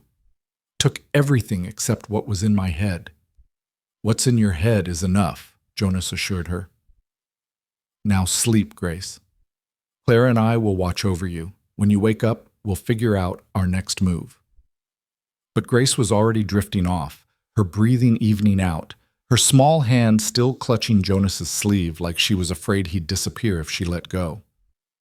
Clara and Jonas stood there for a long time, watching her sleep, both of them processing everything they'd just learned. Finally, Clara spoke, her voice barely a whisper. He poisoned Emily. That bastard poisoned my baby sister, and we just thought it was fever. We watched her die and never knew. We don't know that for certain, Jonas said, but his voice lacked conviction. Yes, we do. Margaret knew. She recognized the symptoms because they were the same. Oh God, Jonas, Emily suffered for 6 weeks. 6 weeks of coughing and fever and pain, and all that time he was probably watching, enjoying it, planning his next move. Clara's hands clenched into fists. I want him dead. I want him to hurt the way he made Emily hurt. He will, Jonas said quietly. One way or another, Victor Garrett will answer for what he's done. But not with frontier justice. That's what he expects. He wants me to lose control, to go after him with guns blazing, to give him an excuse to kill me legally in self-defense. No, we're going to beat him the way he's trying to beat us, with patience and planning. And if that doesn't work? Jonas met her eyes. Then I'll do what I should have done 16 years ago when I had the chance. I'll put him in the ground and damn the consequences. Clara nodded slowly. Good, because that child in there deserves justice. Emily deserves justice. And Margaret, her voice broke. Margaret tried so hard to get her daughter to safety. The least we can do is make sure her sacrifice means something. They stood vigil over Grace for another hour, taking turns watching from the window, checking the yard, making sure no shadows moved where they shouldn't. Finally, as the clock struck midnight, Clara spoke again. Jonas, there's something you need to know about Margaret and Emily's falling out. Jonas turned to her. What about it? It was about a man. Margaret had gotten involved with someone dangerous. Emily tried to warn her, tried to get her to come home. They fought about it, said terrible things to each other. The last letter Emily sent came back unopened, and after that, Clara's voice was heavy with old regret. After that, Emily never tried again. She always felt guilty about it, always wondered if Margaret was safe, made her sick with worry. And you think the man Margaret was involved with was connected to Garrett? I think it's too much of a coincidence otherwise. A dangerous man in Margaret's life, and years later she's killed by Garrett. Jonas, what if Margaret was involved with Victor Garrett himself? What if Grace is— Don't, Jonas said sharply. Don't say it. Grace is Margaret's daughter, and that's all that matters. But Clara's words had planted a seed of doubt. What if Grace wasn't just Margaret's daughter? What if Victor Garrett was her father? Would that change anything? Would that make this even more twisted? A man trying to kill his own daughter to hurt Jonas? The thought made Jonas sick. But looking at Grace, sleeping peacefully for the first time in who knew how long, he realized it didn't matter. Blood didn't make family, choice did. And he'd chosen to protect this child the moment he'd lifted her from that freight car. Whatever came next, whoever Grace really was, one truth remained constant. She was his to protect now. His promise. His purpose. And Victor Garrett was about to learn that some promises were worth dying for. Dawn broke cold and gray over the valley, the kind of morning that promised nothing good. Jonas hadn't slept. He'd spent the night moving between the window and Grace's bedside, his rifle always within reach, his mind cataloging every sound the darkness brought. Clara had finally dozed off in the rocking chair around 3, but even in sleep her hand stayed near the pistol Jonas had given her. Grace stirred as the first light touched her face. Her eyes opened, and for a moment Jonas saw panic there, the instinctive terror of waking in a strange place. Then she saw him, saw the familiar shape of his silhouette against the window, and her breathing steadied. "You stayed," she whispered. "Told you I would. Mama used to say that grown-ups make promises they don't keep, but you're different." Grace pushed herself up on the pillows, wincing. Her fever had broken during the night, but her body still carried the evidence of weeks of neglect. "My chest hurts." "That's the medicine working. Dr. Harlan said you'd feel worse before you felt better." Jonas moved to her side, checking her forehead with the back of his hand. "Cooler. That was good. You hungry?" "I don't remember how hungry feels anymore." The words hit Jonas harder than any bullet. He thought about his own childhood, about never missing a meal, about his mother's kitchen always smelling like fresh bread, and his father's table always laden with enough food for family and strangers alike. This child had forgotten what hunger felt like because she'd been hungry for so long that emptiness had become normal. "Well, we're going to remind you," Jonas said gruffly. "Clara makes biscuits that could make a dead man sit up and ask for seconds. You just rest here, and I'll have her bring you a plate." But Grace's hand shot out, catching his sleeve. "Don't leave me alone, please, even for a minute." Jonas saw the naked fear in her eyes and nodded. "All right, then you come with me to the kitchen. Can you walk?" Grace slid out of bed, her bare feet touching the cold floor. She swayed, and Jonas caught her, shocked again by how light she was. He lifted her easily, settling her against his hip the way he'd seen fathers carry their children in town, and something in his chest cracked open a little wider. In the kitchen, Clara was already awake, stoking the stove and setting out flour and lard. She looked up as Jonas entered with Grace, and her expression softened. "Good morning, sweetheart. You look better than you did last night." "Miss Clara makes the best biscuits in the territory," Jonas said, settling Grace in a chair. "Emily used to say she learned from the best teacher." "Our mother," Clara said, her hands working the dough with practiced efficiency. "She used to say that a good biscuit could solve most of life's problems, and a bad biscuit could cause them." Grace watched with wide eyes as Clara worked. "Mama tried to teach me to cook, but we didn't have much flour. Mostly we ate whatever the tavern cook would give us, leftover stew, stale bread. Sometimes nothing." Clara's hands stilled for just a moment, then resumed their rhythm. "Well, those days are over. From now on, you eat 3 meals a day, proper portions, and enough to make up for lost time." As Clara cooked, Jonas kept watch through the kitchen window. The valley was still quiet, the morning mist clinging to the low places, but he couldn't shake the feeling that they were being watched. Garrett wouldn't wait long to make his next move. The question was what that move would be. The answer came an hour later. They were finishing breakfast. Grace had managed half a biscuit and some scrambled eggs, more food than she'd probably eaten in days, when Jonas heard horses approaching. 2 riders, moving at a steady pace. He was on his feet instantly, rifle in hand. "Clara, take Grace to the bedroom. Lock the door and don't come out until I tell you." Clara didn't argue. She scooped Grace up and disappeared down the hall. Jonas heard the door close, the lock slide home. Good. Whatever was coming, Grace would be protected. He moved to the front window and recognized the first rider immediately. Sheriff Blackwood, his face grim even at a distance. The second rider was younger, wearing a deputy's badge that caught the morning light. Jonas didn't recognize him, which meant he was new, which meant Garrett might have planted him. Jonas opened the door but kept the rifle visible. "Roy, wasn't expecting you this early." Blackwood dismounted, his movements careful, telegraphing that he wasn't a threat. Jonas, this is Deputy Frank Moss. He transferred in from Red River 3 weeks ago. 3 weeks. Right around the time Garrett would have been consolidating his position, making sure he had people in place. Jonas studied the deputy, noting the nervous way his hand stayed near his gun, the way his eyes kept darting to the rifle Jonas held. "Deputy," Jonas acknowledged, "what brings you out here?" "Official business," Blackwood said, and his tone told Jonas everything. "Jonas, I need to see Grace. There's been a development." "What kind of development?" Blackwood glanced at Deputy Moss, then back at Jonas. "The kind that needs to be discussed inside. Can we come in?" Jonas stepped back, keeping the rifle ready. As they entered, he noticed how Moss's eyes cataloged everything, the layout of the house, the windows, the doors. The kid was either very observant or very well trained. Neither option was comforting. "Clara," Jonas called. "It's safe. Sheriff Blackwood's here." The bedroom door opened and Clara emerged. Grace clutched against her side. The girl's eyes went wide when she saw the deputy, and she made a small sound of distress. "That's him," Grace whispered. "The tall man, the one who took me from Mama." Everything happened at once. Jonas swung the rifle toward Moss. The deputy's hand flew to his gun. Blackwood stepped between them, hands raised. "Whoa! Everyone hold on!" "She just identified him as the man who kidnapped her," Jonas said, his voice deadly calm. "Give me one good reason not to put a bullet through him right now." "Because I didn't."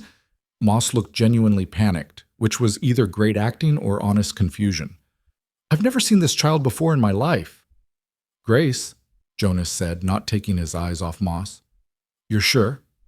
Grace was shaking against Clara, but she leaned forward, studying Moss more carefully. Then her face crumpled. No, I'm sorry. He's tall and thin, but his face is different. The eyes are wrong. I'm sorry, I thought..." "It's all right, sweetheart." Jonas lowered the rifle slightly but didn't relax. "Roy, explain. Now." Blackwood let out a long breath. "Deputy Moss came to me last night with information. Frank, tell them what you told me." Moss still looked shaken, but he nodded. "I was hired 3 weeks ago by County Registrar Langford. He said the sheriff's office needed extra help. Said the county was approving the funding. Everything seemed legitimate. I had letters of recommendation, transfer papers, the works. But yesterday, after Sheriff Blackwood started asking questions about Langford, I started putting things together that didn't sit right." "What things?" Jonas demanded. "Small stuff at first. Langford giving me specific patrol routes that just happened to keep me away from certain areas of town at certain times. Him asking questions about ranch holdings in the valley, about who owned what, about property lines and deeds. Then last night, he called me to his office and..." Moss swallowed hard. "He offered me $500 to help him remove a child from your custody, Mr. Rourke. Said it was legal, said he had court orders, but the way he talked about it, it felt wrong." "So you went to Blackwood instead," Jonas said. "I'm a lawman, not a kidnapper. I don't care how legal the paperwork looks. Something about Langford sets my teeth on edge. And when the sheriff told me what you suspected about Garrett and the revenge plot..." Moss met Jonas's eyes. "My father rode with the Rangers during the war. He knew Captain Morrison. Knew you too, Mr. Rourke. Said you were one of the good ones. So if you say Langford is dirty, that's good enough for me." Jonas studied the young deputy for a long moment, then lowered the rifle completely. "All right. I believe you. Grace, sweetheart, I'm sorry you got scared. Deputy Moss isn't the man who hurt you." Grace nodded, still pressed against Clara, but some of the terror had left her eyes. Blackwood moved to the table and pulled out a thick envelope. "Jonas, this came in on the morning train. It's from the county court. Langford filed an emergency custody order yesterday evening, claiming Grace is in immediate danger in your care. The hearing is scheduled for tomorrow afternoon." "Tomorrow? That's not enough time to, I know, it's a railroad job, no pun intended. He's got Judge Morrison presiding." Jonas felt his stomach drop. "Morrison? Roy, Morrison hates me, has ever since I testified against his cousin for cattle theft." "I know, which is why Garrett chose him." Blackwood's face was grave. "Jonas, I spent all night digging into Langford's background. His credentials are perfect, Too perfect. Every reference checks out, every document is flawless. But I sent a telegram to the Texas Rangers asking about Victor Garrett. Got a reply an hour ago. He pulled another paper from his pocket. Jonas took it, his hand steady despite the dread building in his gut. The telegram was short. Victor Garrett presumed dead. Stop, last seen, 1869 Texas. Border. Stop, wanted connection. Multiple murders, stop. Consider extremely dangerous, stop, exercise caution, stop. Presumed dead, Jonas read aloud. Perfect cover for building a new identity. That's what I thought. I also got responses from 3 other towns where similar cases occurred in the last year. Women dying of sudden illness, their children disappearing shortly after. In each case, a county official swooped in to help with the estate, and the children were never seen again. Clara gasped. He's been doing this to other families? Looks like it, but I can't prove the connection. The official in one town was named Sutton, in another, Barnes. Different names, different faces according to descriptions, but the pattern is the same. Wealthy widows or single mothers, sudden death, missing children, land quietly transferred to shell companies. It's not just about revenge, Jonas said slowly. He's using the revenge as cover for a larger operation, stealing land, eliminating witnesses, building wealth and power. That's my theory. But Jonas, here's the problem. I can't prove any of this in court by tomorrow. Judge Morrison will look at Langford's credentials, look at you as a bachelor rancher with no legal claim to Grace, and rule in the county's favor. Once Langford has custody, Grace disappears just like the others, Jonas finished. And I watch it happen, helpless, which satisfies Garrett's revenge while also eliminating a witness to his crimes. Exactly. Blackwood leaned forward. Which is why we need to change the game. We need to make it so Langford can't take Grace legally. How? By proving she's your legal family before the hearing. Jonas, if you can document that Grace is Emily's niece, that Margaret specifically sent her to you as guardian, then Langford's custody claim falls apart. He'd have no legal standing to take her. Jonas thought about the burned letter, the stolen documents, every piece of evidence Margaret had tried to preserve. All the proof was destroyed. Garrett made sure of it. Not all of it, Clara said suddenly. Everyone turned to look at her. She was standing very straight, her face pale but determined. When Emily and Margaret were girls, our mother had them photographed together. It was expensive, but Mother insisted. She said family should be preserved in silver as well as memory. I have that photograph in my house. Emily and Margaret, probably around Grace's age, standing in front of the church. Margaret would have been 7, Emily 12. A photograph proves they were sisters, Jonas said, but it doesn't prove Grace is Margaret's daughter. No, but it's a start. And there's something else. Clara moved closer to Grace, gently turning the child's face toward the light. Look at her profile. Really look. Jonas did, and suddenly he saw it. The shape of Grace's nose, the set of her jaw, the way her eyebrows arched. It was Emily's face, softened by childhood, but unmistakable. She looks like Emily, he breathed. More than that. She looks exactly like Emily did at this age. I have other photographs, Jonas, pictures of Emily as a child. If we put them side by side with Grace, anyone could see the family resemblance. Add that to Margaret's photograph, to Emily's documented maiden name, to Grace knowing the family lullaby. Clara's eyes were fierce. We can build a circumstantial case strong enough that even Judge Morrison would have to acknowledge it. It might work, Blackwood said. It's not perfect, but combined with Grace's testimony about what happened to her mother, about Langford's involvement, we might have enough to at least delay the custody order until a proper investigation can be conducted. But that means putting Grace on the stand, Jonas said. Making her relive everything. Roy, she's 7 years old and traumatized. I won't do that to her. You might not have a choice. Blackwood's voice was gentle but firm. Grace is the only witness to Margaret's murder, to Garrett's confession. Without her testimony, we have nothing but theories and coincidences. Jonas looked at Grace, who'd been listening to everything with wide, serious eyes. Sweetheart, do you understand what we're talking about? If we go to court tomorrow, you'd have to tell the judge everything that happened, about your mama dying, about the man who took you, about being in the freight car. It would be scary, and you'd have to be very brave. Grace was quiet for a long moment. Then she spoke, her voice small but steady. Will it stop him? If I tell the judge everything, will it stop the man with the wrong smile from hurting other children? Jonas felt something crack in his chest. Yes, I think it would. Then I'll do it. Mama said being brave doesn't mean not being scared. It means being scared and doing the right thing anyway. Grace looked at Jonas with eyes too old for her years. And the right thing is stopping him. That's settled then, Clara said briskly, though her voice trembled. I'll go into town this morning, get the photographs, and bring them back here. Jonas, you stay with Grace and prepare her for tomorrow. Sheriff, you keep digging. There has to be more evidence we can use. And I'll stay here, Deputy Moss offered. Extra protection, in case Langford tries something before the hearing. Jonas wanted to refuse. He didn't know this kid, didn't trust him fully despite his story. But the truth was, they needed all the help they could get. All right, but Moss, understand something.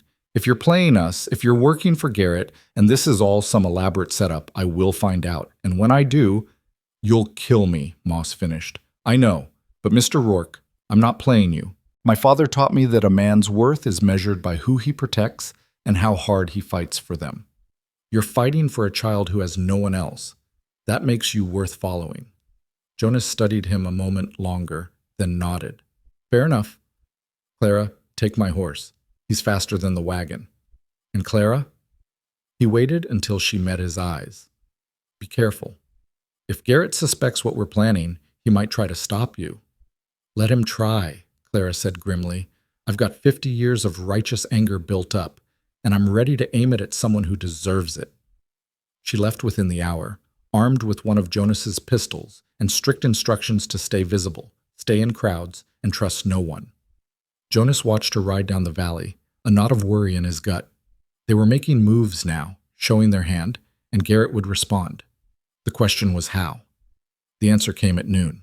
Jonas was helping Grace practice her testimony, gently, carefully, making sure she understood she could stop any time it became too much.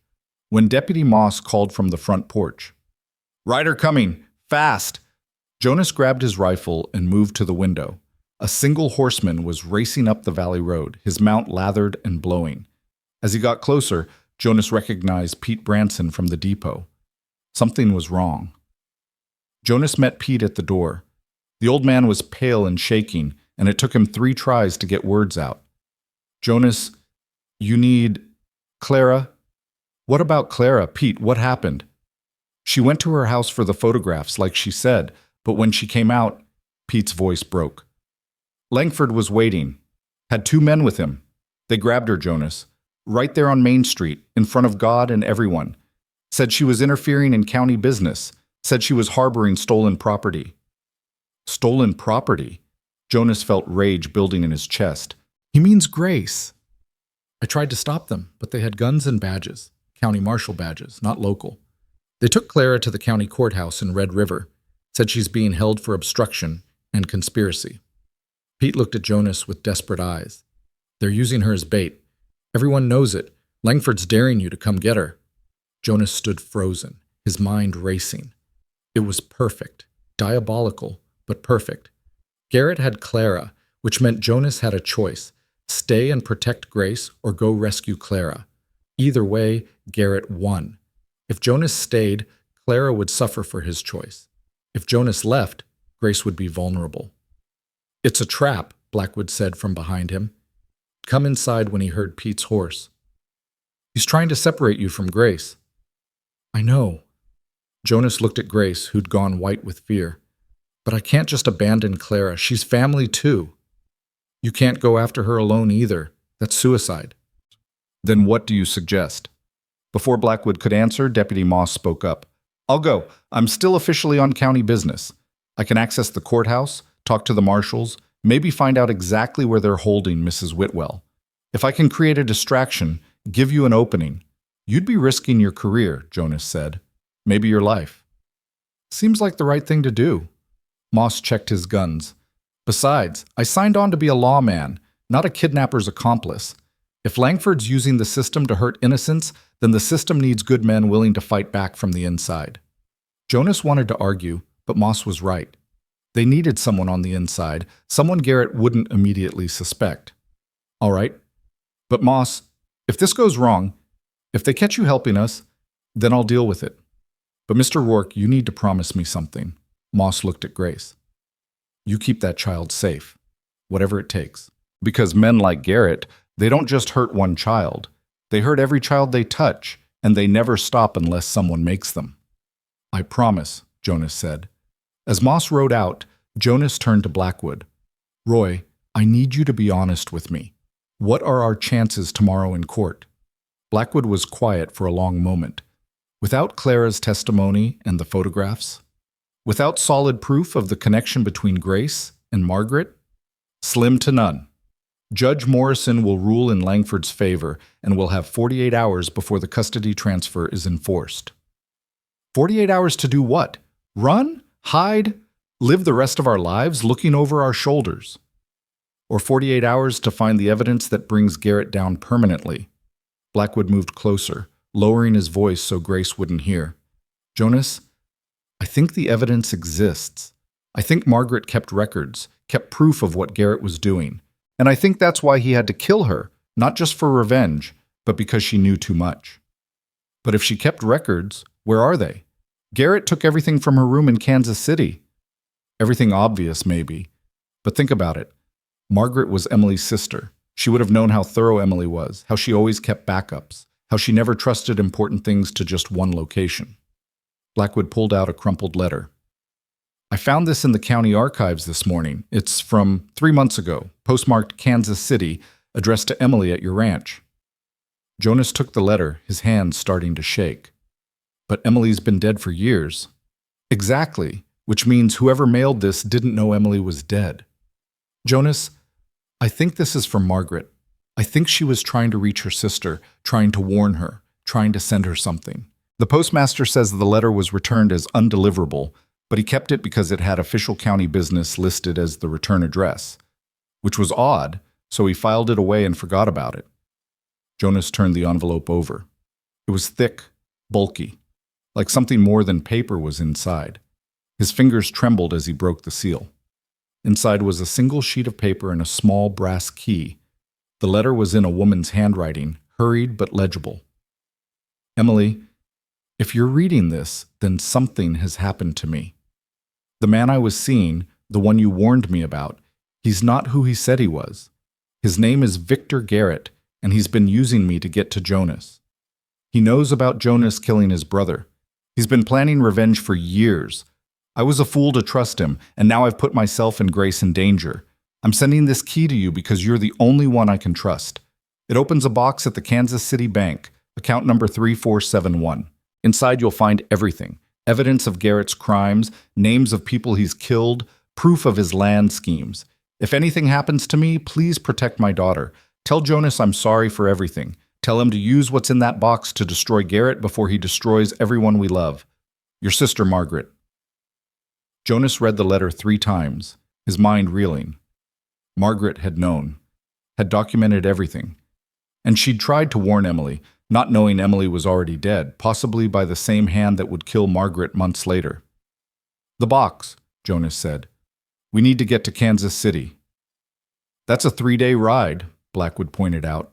The hearing is tomorrow. Even if you left now, I'm not leaving Grace. Then let me go. I'll ride tonight, push hard, get there by tomorrow evening. I'll wire the bank, have them open the box with a court order if necessary. Whatever's in there, Jonas, it might be enough to stop Garrett permanently. And if you don't make it back in time, Blackwood met his eyes squarely, then you do what you have to do to protect that child.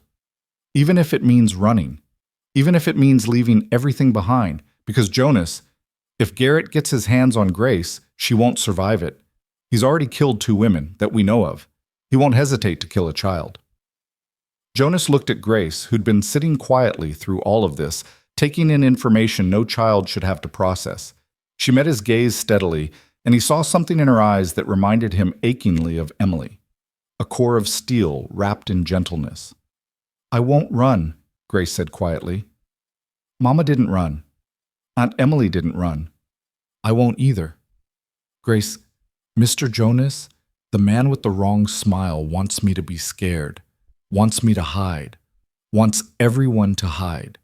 But Mama said the only way to stop bad men is to stand up to them, even when you're small and they're big, even when you're scared. Grace's chin lifted. I'm scared, but I'm going to stand up anyway. Jonas felt pride and heartbreak war in his chest. This child, who'd been starved and traumatized and nearly killed, still had more courage than most men he'd known. All right, he said. Then we stand together. Roy, you ride for Kansas City. Pete, I need you to spread the word in town, quietly, that tomorrow's hearing isn't what it seems. Make sure people know that Garrett is using the law to cover murder. Deputy Moss will work the Red River angle, try to get Clara free. And Grace and I— He paused, looking at the girl. Grace and I will prepare for tomorrow. Whatever happens, we face it head on. As the men scattered to their tasks, Jonas knelt beside Grace. Are you sure about this? Because if you want to change your mind, if you want me to take you somewhere safe and quiet, where you can just be a child for a while. I stopped being just a child when Mama died, Grace interrupted. Now I'm a child who has to help stop a bad man. And I can do that. I can be brave like Mama and Aunt Emily. She reached out and put her small hand on Jonas's cheek. You're scared too. I can feel it. But you're being brave anyway. That's what grown-ups do for children, isn't it? You're scared, but you protect us anyway. Jonas pulled her into a hug, holding her tight, feeling her heartbeat against his chest. Yeah, sweetheart. That's exactly what we do. They spent the afternoon preparing. Jonas taught Grace what to expect in court, how to speak clearly, how to answer only what was asked. Grace practiced her testimony, her voice getting stronger with each repetition. And in between, Jonas caught himself noticing small things. The way Grace hummed Emily's lullaby when she was nervous, the way she organized the papers on the table just like Emily used to, the way her laugh, when it came, sounded like morning light after a long night. She was family. Blood and bone, yes, but more than that. She was choice and promise, and the future Emily had wanted but never got to have. As evening fell, Grace looked up from her dinner. She'd managed 3 whole biscuits and a bowl of stew, more food than her stomach probably knew what to do with, and asked the question Jonas had been dreading. Mr. Jonas, what if we lose tomorrow? What if the judge says I have to go with Mr. Langford? Jonas set down his fork and met her eyes. He'd promised himself he wouldn't lie to this child, wouldn't give her false hope just to make her feel better. She deserved better than that. Then we'll have to make a hard choice, he said honestly. We could run, head north to Montana or west to California, somewhere Garrett can't reach us. We'd have to leave everything behind, live under different names, always looking over our shoulders, or— He paused. Or we could fight. Really fight, not just in court. The way I used to fight, before I became civilized. The way you fought the men who hurt people? Grace asked. The way you stopped the bad gang? Yes, that way. But Grace, you need to understand, if we go that route, there's no going back. I'd be breaking the law to uphold what's right. I might end up in prison or worse, and you'd be caught in the middle of it all. Grace was quiet for a long time, her eyes distant. Then she asked, What would Aunt Emily want you to do? The question hit Jonas like a physical blow. What would Emily want? Emily, who'd believed in law and order and doing things the right way. Emily, who'd talked him down from vigilante justice more than once, who'd made him promise to trust the system even when the system failed. But Emily had also made him promise to protect Margaret if she ever needed help. And that promise extended to Grace now. I think, Jonas said slowly, Emily would want me to protect you, however I had to, whatever it cost. Grace nodded, satisfied. Then that's what we'll do. We'll go to court tomorrow and try to win the right way. But if the judge is wrong, if he gives me to the bad man— She looked at Jonas with fierce determination. Then you fight like you used to, and I'll help however I can. You're 7 years old. You shouldn't have to help fight battles. But I'm already in this battle. The bad man made me part of it when he hurt Mama, so I might as well help win it. Grace reached across the table and took Jonas's hand. We're family now, right? And families fight for each other. Yes, Jonas said, his throat tight. We're family, and I will fight for you until my last breath." That night, Jonas lay in his bedroll by the fireplace. He'd given Grace the bedroom and refused to sleep more than 10 feet from her door. The house was quiet except for the settling sounds of wood and wind. But Jonas's mind wouldn't settle. It kept circling back to tomorrow, to the courthouse, to standing before Judge Morrison and trying to convince a man who hated him that Grace belonged here, not in Garrett's clutches. Around midnight, he heard soft footsteps. Grace appeared in the doorway, clutching one of Emily's old quilts around her shoulders. "Can't sleep?" Jonas asked quietly. "I keep seeing Mama's face, the way she looked right before." Grace's voice trembled. "Mr. Jonas, do you think she knew? That she was dying, I mean. Do you think she was scared?" Jonas sat up and patted the space beside him. Grace curled up against his side, small and warm and heartbreakingly fragile. "I think she knew," Jonas said honestly, "and I think she was terrified, not for herself, but for you. That's what parents do.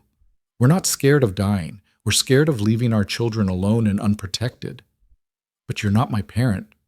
"No, but I'm your guardian, and that means I carry the same fear, the same responsibility." Jonas pulled the quilt tighter around them both. "Grace, whatever happens tomorrow, I want you to remember something.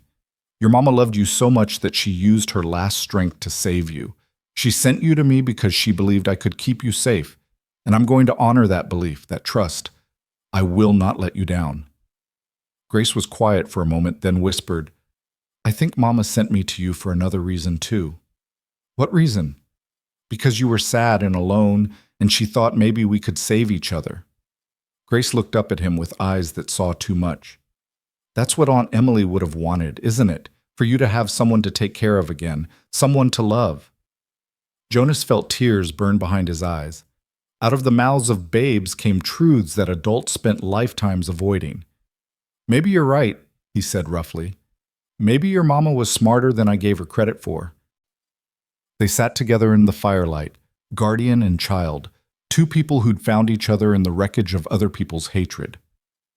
And Jonas made a silent vow to Emily, to Margaret, to whatever powers governed the universe. Tomorrow, in that courtroom, he would give everything he had to keep this child safe. And if the system failed them, if Judge Morrison ruled against them, then Jonas would become again what he'd been in his ranger days, a man who did what needed doing, regardless of the cost. Because Grace was right, they were family now, and family was worth any price, any sacrifice, any sin. Even if it meant going to war with a ghost who'd waited 16 years for revenge, even if it meant becoming a ghost himself. Morning came too fast and too slow all at once. Jonas had managed maybe 2 hours of sleep before the pre-dawn light started creeping through the windows, gray and reluctant. Grace had fallen asleep against his shoulder sometime after 1, and he'd carried her back to bed without waking her. Now he stood at the kitchen window, coffee growing cold in his hand, watching the valley for any sign of movement. The hearing was at 2 o'clock. It was barely 6 now, which meant 8 hours of waiting, 8 hours of Grace's growing anxiety, 8 hours for Garrett to make another move. Jonas had checked his guns 3 times already, verified the ammunition, made sure every weapon in the house was loaded and within reach. He'd fought in a war, tracked killers through hostile territory, faced down men who wanted him dead. But standing here waiting to walk into a courtroom felt more dangerous than all of that combined. Because in a courtroom, he couldn't use his guns, couldn't rely on his instincts, couldn't protect Grace the way he knew how. He'd have to trust the system, trust the law, trust a judge who despised him to make the right choice. "You're going to wear a hole in the floor." Jonas turned to find Grace standing in the doorway, still in the nightdress Clara had found for her. Her dark hair was a tangle, and her eyes carried shadows that had nothing to do with lack of sleep. "Couldn't rest either?" Jonas asked. "I kept having the dream again. The one where the man with the wrong smile takes me away and you can't follow because there are chains holding you down. And you're screaming my name, but I keep getting further and further away until I can't hear you anymore." Grace wrapped her arms around herself. "Do you think dreams know things? Like what's going to happen?" "I think dreams are just our fears playing dress-up," Jonas said, though he wasn't sure he believed it. "Come here. Let's get you fed before we have to get ready." As Jonas cooked breakfast, eggs and bacon, more food than either of them could probably eat, but he needed the activity. Grace sat at the table arranging and rearranging the salt and pepper shakers. It was something Emily used to do when she was nervous, and seeing Grace do it now made Jonas's chest ache. "Mr. Jonas, can I ask you something?" "Anything, sweetheart." "If the judge says I have to go with Mr. Langford, will you really fight, the way you said last night, even if it means breaking the law?" Jonas set down the spatula and turned to face her fully. "Yes." "Even if you go to jail?" "Even then." "Even if people say you're bad and wrong?" "Grace, listen to me." Jonas knelt beside her chair so they were eye to eye. "There's law, and then there's justice. Most of the time they're the same thing. But sometimes, not often, but sometimes, they're not. When that happens, when the law is being used to hurt innocent people instead of protect them, then good men have to decide what matters more, following rules or doing what's right." He took her small hands in his. "I've lived by the law most of my life, but I've also broken it when breaking it was the only way to save lives, and I won't apologize for that. Mama said the same thing once. She said sometimes being good means being bad in the eyes of bad people." Grace's voice dropped to barely a whisper. "She said that's why she couldn't go to the police about Mr. Langford, even when she figured out who he really was, because he'd made himself part of the police, part of the law, and nobody believes someone like her over someone like him." "Your mama was right, and she was also brave for recognizing that." Jonas squeezed Grace's hands gently. "But you and I have something your mama didn't have. We have people willing to help us. Sheriff Blackwood, Deputy Moss, even Pete Branson. We're not alone in this fight." "But Miss Clara is. She's alone in that place with those men." Grace's eyes filled with tears. "What if they hurt her because of me? What if—" "Hey, no!" Jonas pulled Grace into a hug. "Clara knew what she was risking when she chose to help us. She's a grown woman who made her own choice. This is not your fault. None of this is your fault. You're a child who deserves to be protected, and anyone who hurts you or the people protecting you, that's on them, not you." Grace cried against his shoulder, her small body shaking with guilt and fear and exhaustion. Jonas held her and wished he could take all of it away, wished he could rewrite the last few months so Margaret never met Victor Garrett, so Emily never died, so this child never had to learn that the world could be cruel and adults could be monsters. But he couldn't rewrite the past. He could only fight for the future. And that fight started in 6 hours. By noon, Jonas had Grace dressed in a simple blue dress that had belonged to Emily as a child. Clara had brought it to the ranch weeks ago, saying Jonas should have something of Emily's that wasn't just memory. The dress was a little big, but it made Grace look even more like Emily's photographs, which was exactly what they needed. Jonas himself wore his Sunday suit, the one he'd bought for his wedding and hadn't touched since Emily's funeral. It smelled like cedar and mothballs and broken promises. But it made him look respectable, civilized, like a man who could be trusted with a child's welfare instead of a former ranger who knew 50 ways to kill a man. At 1 o'clock, a wagon pulled up outside. Pete Branson was driving, and beside him sat an older woman Jonas recognized as Mrs. Henshaw, who ran the boarding house in town. Behind them, in the wagon bed, sat 6 more townspeople, all of them looking grim and determined. "What's this?" Jonas asked as he stepped onto the porch, Grace's hand tight in his. "This is your character witnesses," Pete announced. "Mrs. Henshaw here is ready to testify that you're a upstanding citizen who paid for 3 months of her late husband's medical care without being asked. Tom Wheeler's going to talk about how you saved his son from drowning. Sarah Mitchell's going to mention that you tracked down the men who stole her horses and returned them without taking the reward, and so on." Jonas felt his throat tighten. "You didn't have to do this." "The hell we didn't," Mrs. Henshaw said sharply. She was 70, if she was a day, with steel gray hair and a spine that made fence posts look flexible. "Victor Langford has been sniffing around town for 3 months, asking questions, making judgments, acting like he owns the place. Most folks were too polite to say anything, but I've lived too long to be polite to snakes. When Pete told us what was really happening, what Langford really is," she shook her head. "No, sir, we're not letting some carpetbagging murderer steal a child under color of law. Not in our town." Grace pressed closer to Jonas's side, and he felt her trembling. These people were risking Garrett's anger to help them. If things went wrong, if Garrett won, he might retaliate against any of them. I can't ask you to put yourselves in danger, Jonas started. Good thing you're not asking then, Tom Wheeler interrupted. He was a big man, a blacksmith with hands like hams and a heart bigger than his forge. We're volunteering. Now stop arguing and let's get to that courthouse before the judge starts without us. The ride to Red River took an hour. Grace sat between Jonas and Pete, her hand never leaving Jonas's arm.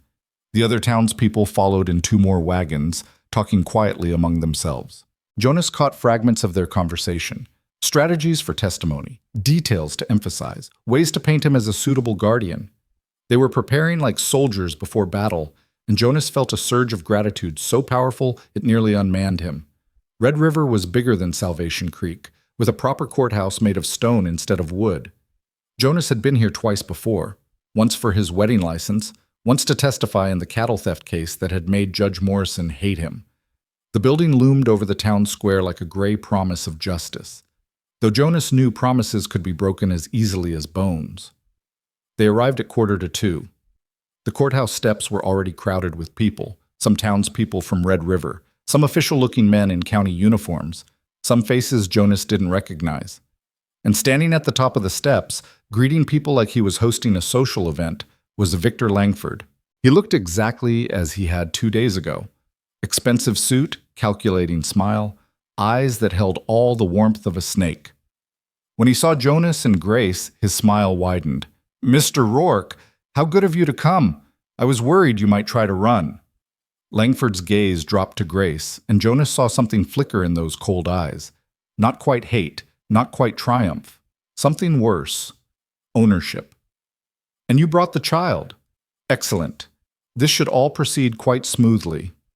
Jonas wanted to hit him, wanted to wipe that smug expression off his face and watch him fall. But Grace's hand tightened on his, and he forced himself to stay calm. "We're here for justice," Jonas said evenly. "Not your version of it, the real thing." "Justice is what the court decides, Mr. Rourke. And the court has been quite clear about the impropriety of an unmarried man raising a young girl without proper documentation or oversight." Langford gestured toward the courthouse doors. "But please, do make your case.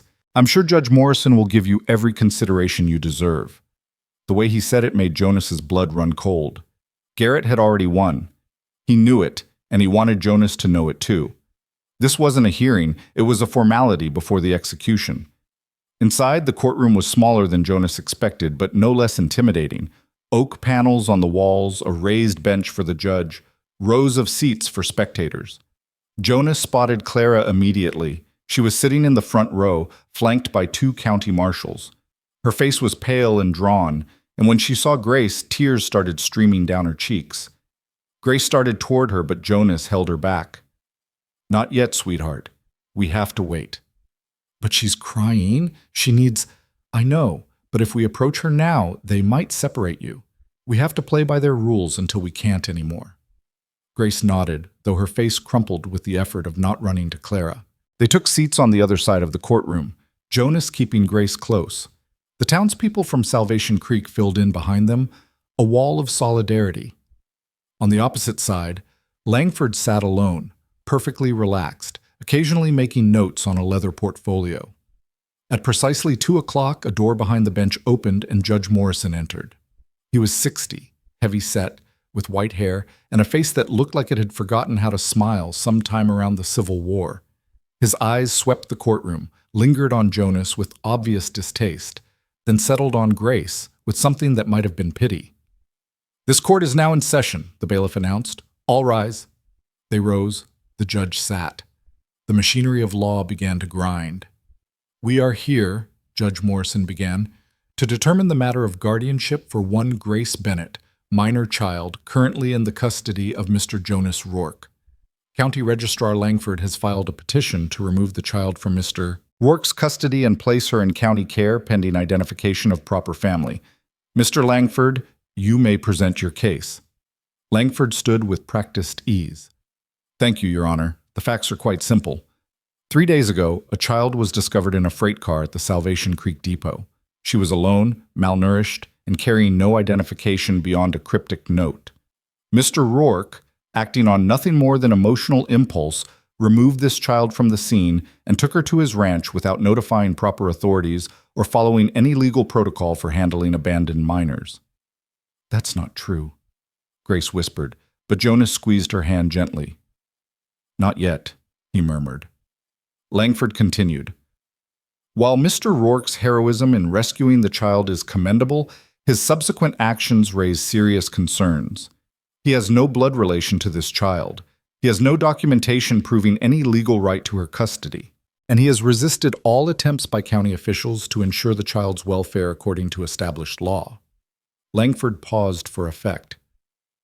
Furthermore, Your Honor, I have evidence that Mr. Rourke has a history of violence and disregard for legal process. He is, by his own admission, a former member of Morrison's Rangers, a paramilitary group known for operating outside normal law enforcement boundaries. Judge Morrison's face hardened. Jonas knew what was coming. The Rangers were sanctioned by the territorial government, Jonas said, unable to stay silent. Mr. Rourke, you will have your turn to speak, the judge said sharply.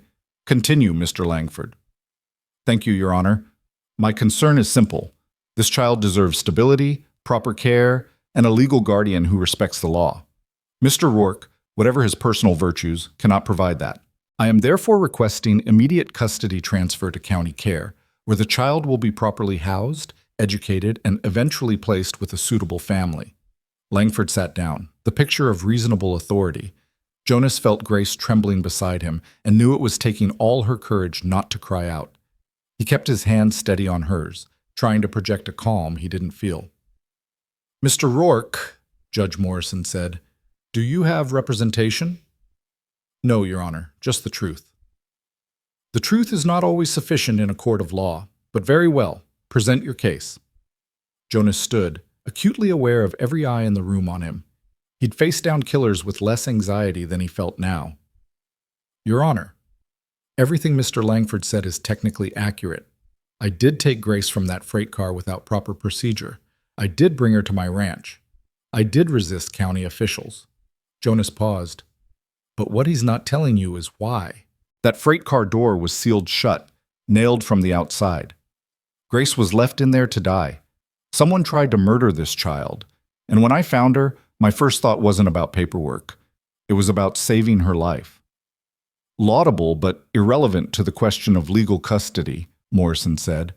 It's completely relevant, Your Honor, because the person who tried to kill Grace is in this room right now. Jonas pointed directly at Langford. That man is not Victor Langford.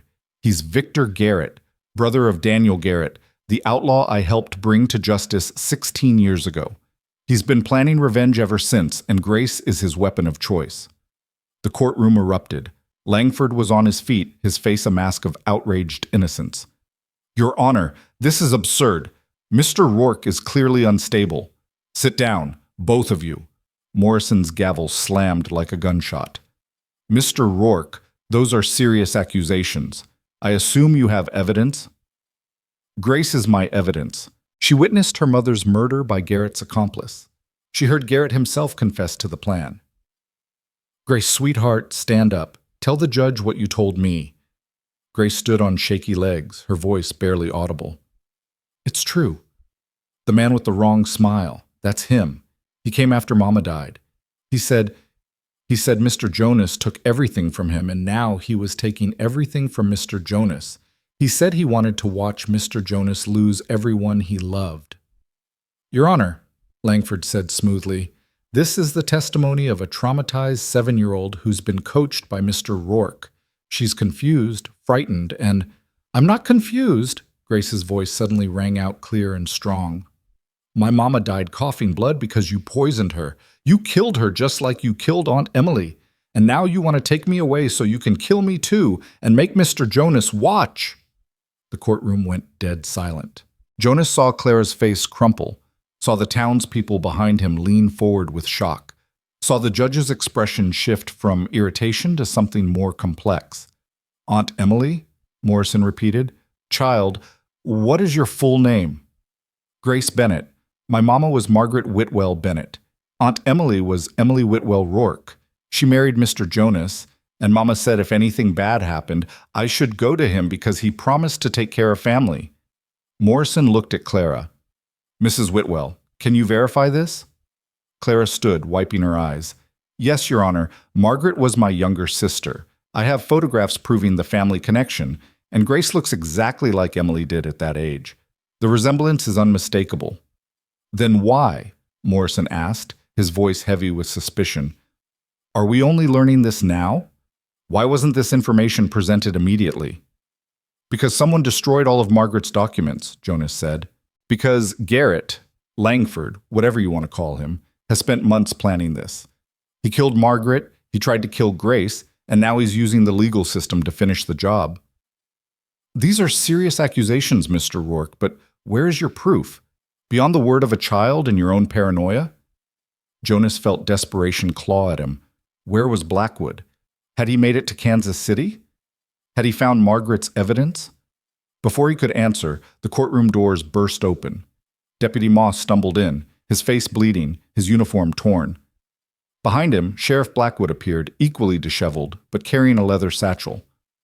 Your Honor, Blackwood gasped. I apologize for the interruption, but we have evidence. Critical evidence regarding this case. Morrison looked ready to explode. Sheriff Blackwood, this is highly irregular. So is attempted murder and fraud, Your Honor. I just spent the last 18 hours riding to Kansas City and back. I have documents from Margaret Bennett's safety deposit box. Documents that prove everything Mr. Rourke has been saying. Blackwood moved forward, pulling papers from the satchel. Signed confessions from victims of Victor Garrett's land schemes. Photographs of Garrett under various aliases. Bank records showing money transfers to shell companies. And a letter, written by Margaret Bennett 3 months ago, detailing how Victor Garrett poisoned her, threatened her daughter, and planned to use Grace to torture Jonas Rourke as revenge for killing his brother. Langford was on his feet, his composure finally cracking. Those documents are forgeries. Margaret Bennett was a known liar, and you just admitted you knew her, Jonas said softly. You just claimed to know her character, but Victor Langford, county registrar, should have no knowledge of a woman who died in Kansas City 3 months ago. Should he, Your Honor? Morrison's eyes narrowed. An excellent point, Mr. Langford, or whoever you are. I think you need to answer some questions, starting with... Langford moved fast, faster than a county bureaucrat should have been able to move. He grabbed Grace, yanking her away from Jonas with brutal efficiency. Before anyone could react, he had a knife at her throat. Nobody move! Langford's mask of civility was gone, replaced by the cold killer he'd always been beneath. I walk out of here with the girl, or she dies right here in front of all of you. Jonas gets to watch. That was always the plan. Jonas went very still, his hand hovering near his gun. But there were too many people, too much chaos. One wrong move and Grace would bleed out before he could stop it. Victor, Jonas said quietly, let her go. Your fight is with me, not her. My fight is with your happiness, Garrett snarled. My brother died alone in the dirt while you walked away to your perfect life with your perfect wife in your perfect house. I spent 16 years in hell building a new identity, planning my revenge. And when I finally tracked you down, when I saw you'd lost Emily, he laughed, a broken sound. I thought maybe that was enough. Maybe watching you grieve was sufficient revenge.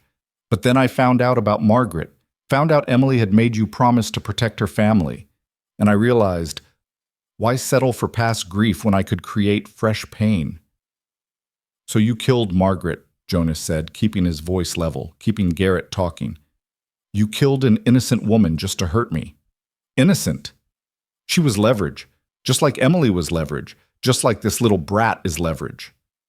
Garrett pressed the knife harder against Grace's throat, and a thin line of blood appeared. Grace whimpered but didn't struggle. I made Emily sick slowly so you'd watch her die. I made Margaret sick slowly so she'd have time to send her daughter to you. And now I'm going to take Grace and make you watch as I destroy her piece by piece until there's nothing left but your guilt and my satisfaction. You're insane, Clara breathed. I'm patient, Garrett corrected. There's a difference. Now, everyone move aside. The girl and I are leaving. Jonas, you're going to watch us go, and you're going to do nothing. Because if you try to stop me, if anyone tries to stop me, I'll open her throat right here, and you'll spend the rest of your life knowing you could have saved her, but didn't. Jonas looked at Grace. Her eyes were wide with terror, but she was watching him, trusting him, believing he'd find a way. He thought about Emily, about the promises he'd made and broken, about 4 years of dying slowly, about 3 days of remembering what it felt like to live. Then he thought about what he'd told Grace. Sometimes being good means being bad in the eyes of bad people. "No," Jonas said. Garrett blinked. "What?" "I said no. You're not taking her. You're not leaving this courthouse. And you're sure as hell not walking away from this." Jonas took a step forward. "You spent 16 years planning revenge, Victor. I spent 3 days remembering who I used to be. Want to find out which one of us planned better? I'll kill her." "No, you won't. Because if you kill her now, your revenge is over. You need her alive to torture me. That's your weakness. You want me to suffer, which means she has to survive long enough for me to watch. You hesitate because killing her too quickly defeats your purpose." Jonas took another step. "But me? I don't hesitate. Never did." Jonas drew and fired in one smooth motion. The bullet took Garrett in the shoulder, the one holding the knife. The blade clattered to the floor. Grace dropped, and Jonas was there, scooping her up, shielding her with his body as the courtroom erupted into chaos. Garrett screamed, clutching his shoulder. "You bastard! You shot me in a courthouse." "Should have shot you 16 years ago," Jonas said coldly. "Would have saved everyone a lot of trouble." Deputies swarmed Garrett, pinning him down as he thrashed and screamed threats. Judge Morrison was shouting for order. Clara was sobbing. And Grace was pressed against Jonas's chest, alive and bleeding, but alive, her small arms wrapped around his neck like she'd never let go. "I've got you," Jonas murmured into her hair. "I've got you, sweetheart. You're safe now. You're safe." "You shot him," Grace whispered, her voice filled with awe and shock. "You really shot him!" "I told you I'd fight for you. I keep my promises." Blackwood appeared beside them, his face grim but satisfied. "Jonas, that was the stupidest, most reckless, most perfect shot I've ever seen. You're either going to be arrested or celebrated, maybe both. Don't care which, long as Grace is safe." "Oh, she's safe. And Garrett's going to prison for the rest of his life. Maybe longer if we can prove he killed Emily." Blackwood pulled papers from his satchel. "Margaret's evidence is damning. Names, dates, methods. She documented everything from the first day she realized who Garrett really was. She knew she was dying, knew he was coming for Grace, and she made sure we'd have what we needed to stop him." Jonas looked at Grace, at this child who'd survived because her mother had been brave enough to fight back even in death. Margaret was remarkable. Yes, she was, and so is her daughter. Blackwood reached out and gently touched Grace's hair. "You did good, little one. You stood up when it mattered most." Grace lifted her face from Jonas's shoulder, looking around at the chaos of the courtroom. Garrett was being dragged away, still screaming about revenge and injustice. Clara had broken free from the marshals and was rushing toward them. Judge Morrison was staring at Jonas with an expression that mixed horror, respect, and resignation. "Mr. Rourke," Morrison called out, "we need to discuss your actions." "In a minute, Your Honor." Jonas set Grace down carefully, checking the cut on her neck. It was shallow, more scared than hurt. "Grace, I need you to go with Clara now. Can you do that for me?" "But I have to answer some questions about shooting a man in a courthouse. It's going to be boring legal stuff, and you've had enough of that for one day." Jonas managed a smile that felt like breaking glass. "Besides, I think Clara's earned some time with you." Clara reached them, pulling Grace into a fierce embrace. "Oh, sweetheart. Oh, my brave, brave girl." She looked at Jonas over Grace's head, her eyes swimming with tears.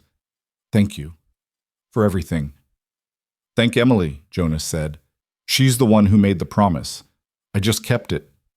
As Clara led Grace away, Jonas turned to face Judge Morrison. The judge looked 10 years older than he had an hour ago. "Mr. Rourke, you just discharged a firearm in my courtroom, shot a county official, and caused enough chaos to keep me in paperwork for a month." Morrison paused. "You also saved that child's life and exposed a murderer who's been operating under my nose for months. I'm going to have to think very carefully about how to proceed." "While you're thinking, Your Honor, you might want to read these." Blackwood handed over Margaret's documents. Everything you need to understand what really happened here. And if you're considering charging Jonas with anything, remember that he acted in defense of a child who was being held at knife point by a man who'd already confessed to multiple murders. Morrison took the documents, his expression unreadable. Everyone out. I need time to review this evidence and decide how to proceed. Court will reconvene in 1 hour. He looked at Jonas. Mr. Rourke, you're not under arrest, but I strongly suggest you don't leave the building. We have much to discuss. The courtroom cleared slowly, people talking in hushed voices, casting looks at Jonas that ranged from admiring to horrified. Pete Branson clapped him on the shoulder. Mrs. Henshaw told him he'd done exactly right. Tom Wheeler offered to testify that Garrett had clearly been a threat and Jonas had no choice. But Jonas barely heard any of it. He was watching Clara and Grace through the courthouse window, seeing them sit on a bench in the afternoon sun, seeing Grace lean against Clara like she'd finally found solid ground after weeks of quicksand. You did it, Blackwood said quietly. You saved her. We saved her, Jonas corrected. You, Clara, Moss, even those folks from Salvation Creek. This wasn't just me. No, but you're the one who pulled the trigger when it mattered. Blackwood studied him. How do you feel? Jonas thought about it. How did he feel? 4 days ago, he'd been sleepwalking through life, going through motions without meaning. 3 days ago, he'd found a dying child in a freight car and felt something inside him crack open. Now he'd killed, or at least wounded, the man who'd murdered Emily and Margaret, saved the child they'd both loved, and maybe, just maybe, found a reason to keep living. I feel, Jonas said slowly, like I just woke up from a very long nightmare. Good. Because the hard part's just beginning. What hard part? Garrett's caught. The truth is out. The hard part is raising a traumatized 7-year-old who's lost everything and everyone she knew. The hard part is teaching her that the world isn't always cruel, that people can be trusted, that family means safety instead of danger. Blackwood smiled. You signed up to be a guardian, Jonas. Now you have to figure out how to actually do it. Jonas looked out at Grace again. She was laughing at something Clara said, and the sound carried through the window like church bells, clear and pure and full of promise. I'll figure it out, Jonas said, 1 day at a time, same way I figure out everything else. Just don't shoot anyone else in a courthouse. Judges tend to frown on repeat performances. Despite everything, Jonas felt himself smile. I'll try to restrain myself. The hour passed slowly. Jonas spent it giving his statement to a very disturbed clerk, explaining in excruciating detail exactly why he'd felt shooting Garrett was necessary. Blackwood provided supporting testimony. Deputy Moss, who'd been patched up by a local doctor, added his account of Garrett's corruption and violence. Finally, Judge Morrison called them back into the courtroom. This time it was nearly empty, just Jonas, Blackwood, Clara, Grace, and a handful of court officials. Morrison looked exhausted but resolved. I've reviewed all the evidence, he began, and I've consulted with the Territorial Attorney General via telegram. Mr. Rourke, your actions today were highly irregular and technically illegal. However, given the circumstances and the clear threat to the child's life, I'm ruling that you acted in lawful defense of another. No charges will be filed. Jonas felt something in his chest unclench. Furthermore, Morrison continued, based on the evidence provided by Sheriff Blackwood and the testimony of Mrs. Whitwell, I am satisfied that Grace Bennett is indeed the daughter of Margaret Whitwell Bennett and the niece of your late wife, Emily Whitwell Rourke. The family connection is established. Grace sat up straighter, her hand finding Jonas's. Therefore, in accordance with the wishes of the child's late mother and in recognition of the promise made by Emily Whitwell Rourke to her sister, I am granting temporary guardianship of Grace Bennett to Jonas Rourke, pending completion of formal adoption proceedings. Morrison looked at Grace. Young lady, do you understand what this means? Grace nodded. It means I get to stay with Mr. Jonas. It means more than that. It means he will be legally responsible for you. He will make decisions about your education, your health, your future. You will live in his house, carry his name if he chooses, and be under his protection until you reach adulthood. Is that acceptable to you? Yes, Your Honor. That's what Mama wanted. That's what I want too. Morrison's expression softened slightly. Then it settled. Mr. Rourke, Don't make me regret this decision. I won't, Your Honor. You have my word. As they filed out of the courthouse, Jonas felt Grace's hand slip into his. She looked up at him with eyes that held less fear than they had that morning, though shadows still lingered. Does this mean I can call you something besides Mr. Jonas? She asked. What did you have in mind? Mama said if everything worked out, if you agreed to take care of me like you promised Aunt Emily, then maybe someday I could call you. Grace hesitated, suddenly shy. Could I call you Papa? Jonas stopped walking. The word hit him like a physical blow. Papa. Something he'd thought he'd never hear. Something Emily had dreamed of their children calling him. Something he'd buried along with all his other lost hopes.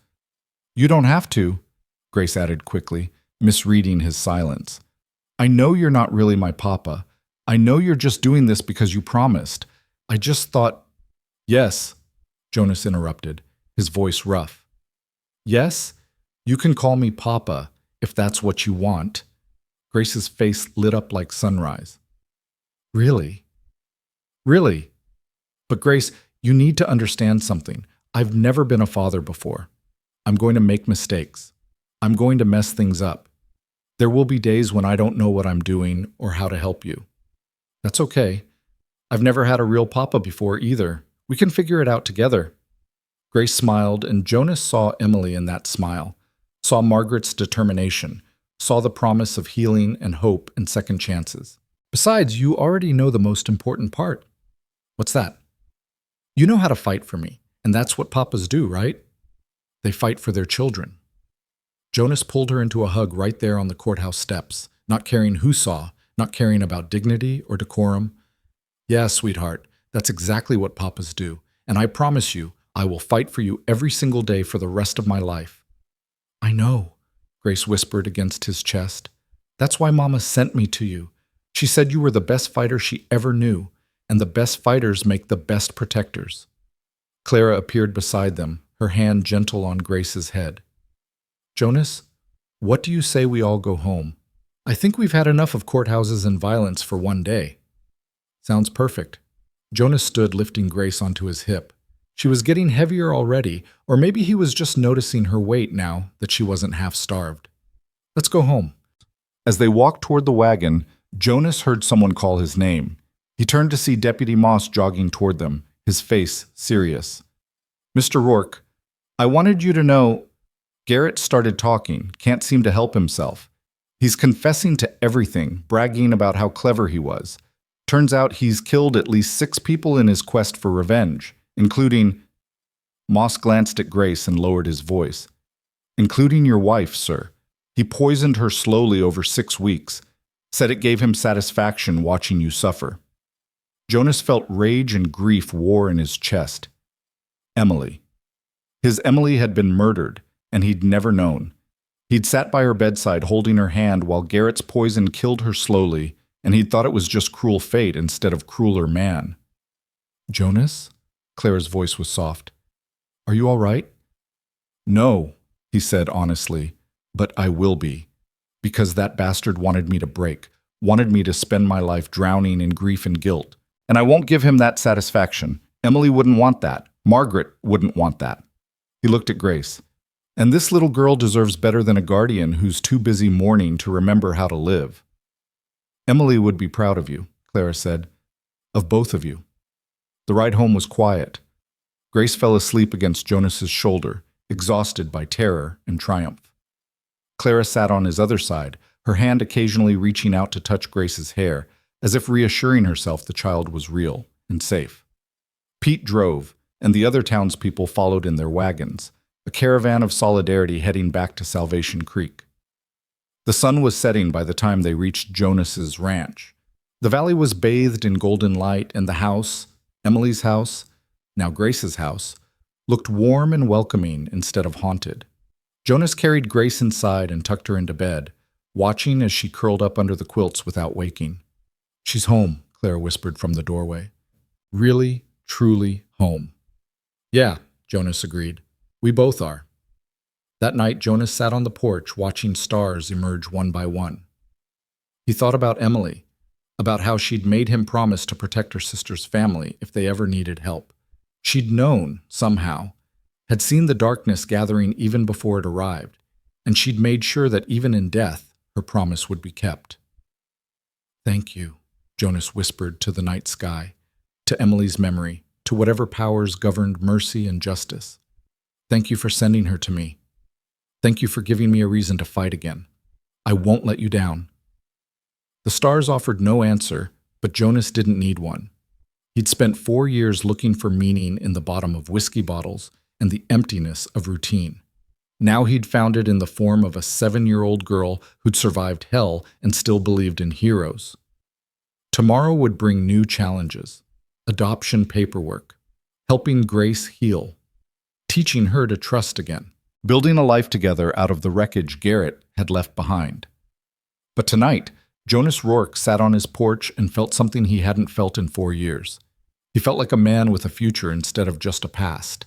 And that, he thought as Grace's lullaby drifted through the open window, was more than enough. The morning after the courthouse brought a quiet Jonas hadn't experienced in years. Not the empty silence of a house mourning its ghosts, but the full silence of peace settling into corners that had known only echoes. He woke to find Grace standing at his bedside, her hand hovering over his shoulder like she wanted to touch him but wasn't sure she was allowed. "Papa?" The word came out tentative, testing. "Are you awake?" Jonas opened his eyes and saw the sunrise behind her, turning her dark hair golden at the edges. For a moment, his heart stuttered. She looked so much like Emily standing there, backlit and beautiful and impossibly young. "I'm awake, sweetheart. Everything okay?" "I had a dream, but it was a good one this time." Grace climbed onto the edge of his bed without waiting for permission, a small act of trust that made Jonas's throat tight. "I dreamed Mama was here, and she was smiling. She said thank you for keeping me safe. She said I was exactly where I was supposed to be." Jonas sat up, pulling Grace close. "Your mama was a smart woman. Brave, too." "Papa, what happens now? Do we just live here? Like regular people?" "That's exactly what we do. We wake up, we eat breakfast, we take care of the ranch, we have dinner, we go to sleep, and we do it again the next day, and the day after that." Jonas smoothed her hair back. "Being a family isn't complicated, Grace. It's just showing up for each other, day after day, even when it's hard." "Even when I have bad dreams?" Especially then. Clara appeared in the doorway, already dressed and carrying the smell of fresh coffee. "Well, look at this. My 2 favorite people being philosophical before breakfast. Emily used to say the best conversations happened in the morning when the world was still quiet enough to hear yourself think." Over the next weeks, they fell into rhythms that felt both strange and natural. Jonas taught Grace how to feed the chickens, how to check the horse's hooves for stones, how to tell when the bread was ready to come out of the oven. Clara stayed on, moving into the guest room officially, claiming she was too old to live alone anyway, and Grace needed a woman's influence.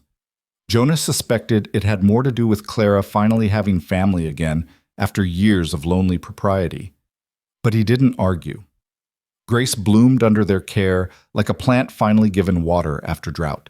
She gained weight, her cheeks filling out until she looked less like a ghost and more like a child. The shadows under her eyes faded. Her nightmares came less frequently, and when they did come, Jonas or Clara was always there to hold her until the fear passed. But the legal machinery ground slowly. Adoption required paperwork, hearings, documentation. Judge Morrison, true to his word, expedited the process where he could, but territorial law was territorial law. Jonas found himself making monthly trips to Red River, standing before various officials, proving over and over that yes, he could provide for Grace. Yes, he understood the responsibility. Yes, he was certain about this choice. During one such trip, 6 weeks after the courthouse shooting, Jonas ran into Deputy Moss outside the courthouse. The young man looked tired but satisfied. "Mr. Rourke, good to see you. How's Grace?" "Growing like a weed and eating me out of house and home, which is exactly what she should be doing." Jonas shook Moss's hand. "How's the Garrett case progressing?" "He goes to trial next month.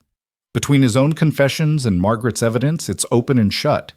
The territorial attorney is pushing for execution." Moss's face darkened. "Though honestly, life in prison might be worse punishment. Garrett's the type who can't stand being caged. Every day locked up is torture for him." "Good," Jonas said without remorse. He tortured 2 women to death and tried to kill a child. He deserves every second of suffering he gets. Can't argue with that. Oh, and Mr. Rourke, I wanted you to know I've been going through the evidence from Margaret's box. She kept a diary, detailed everything from the first day she met Garrett. Reading it, Moss paused, choosing words carefully. Your wife's sister was an extraordinary woman. She knew Garrett was dangerous, knew what he was planning, but she stayed close to him anyway.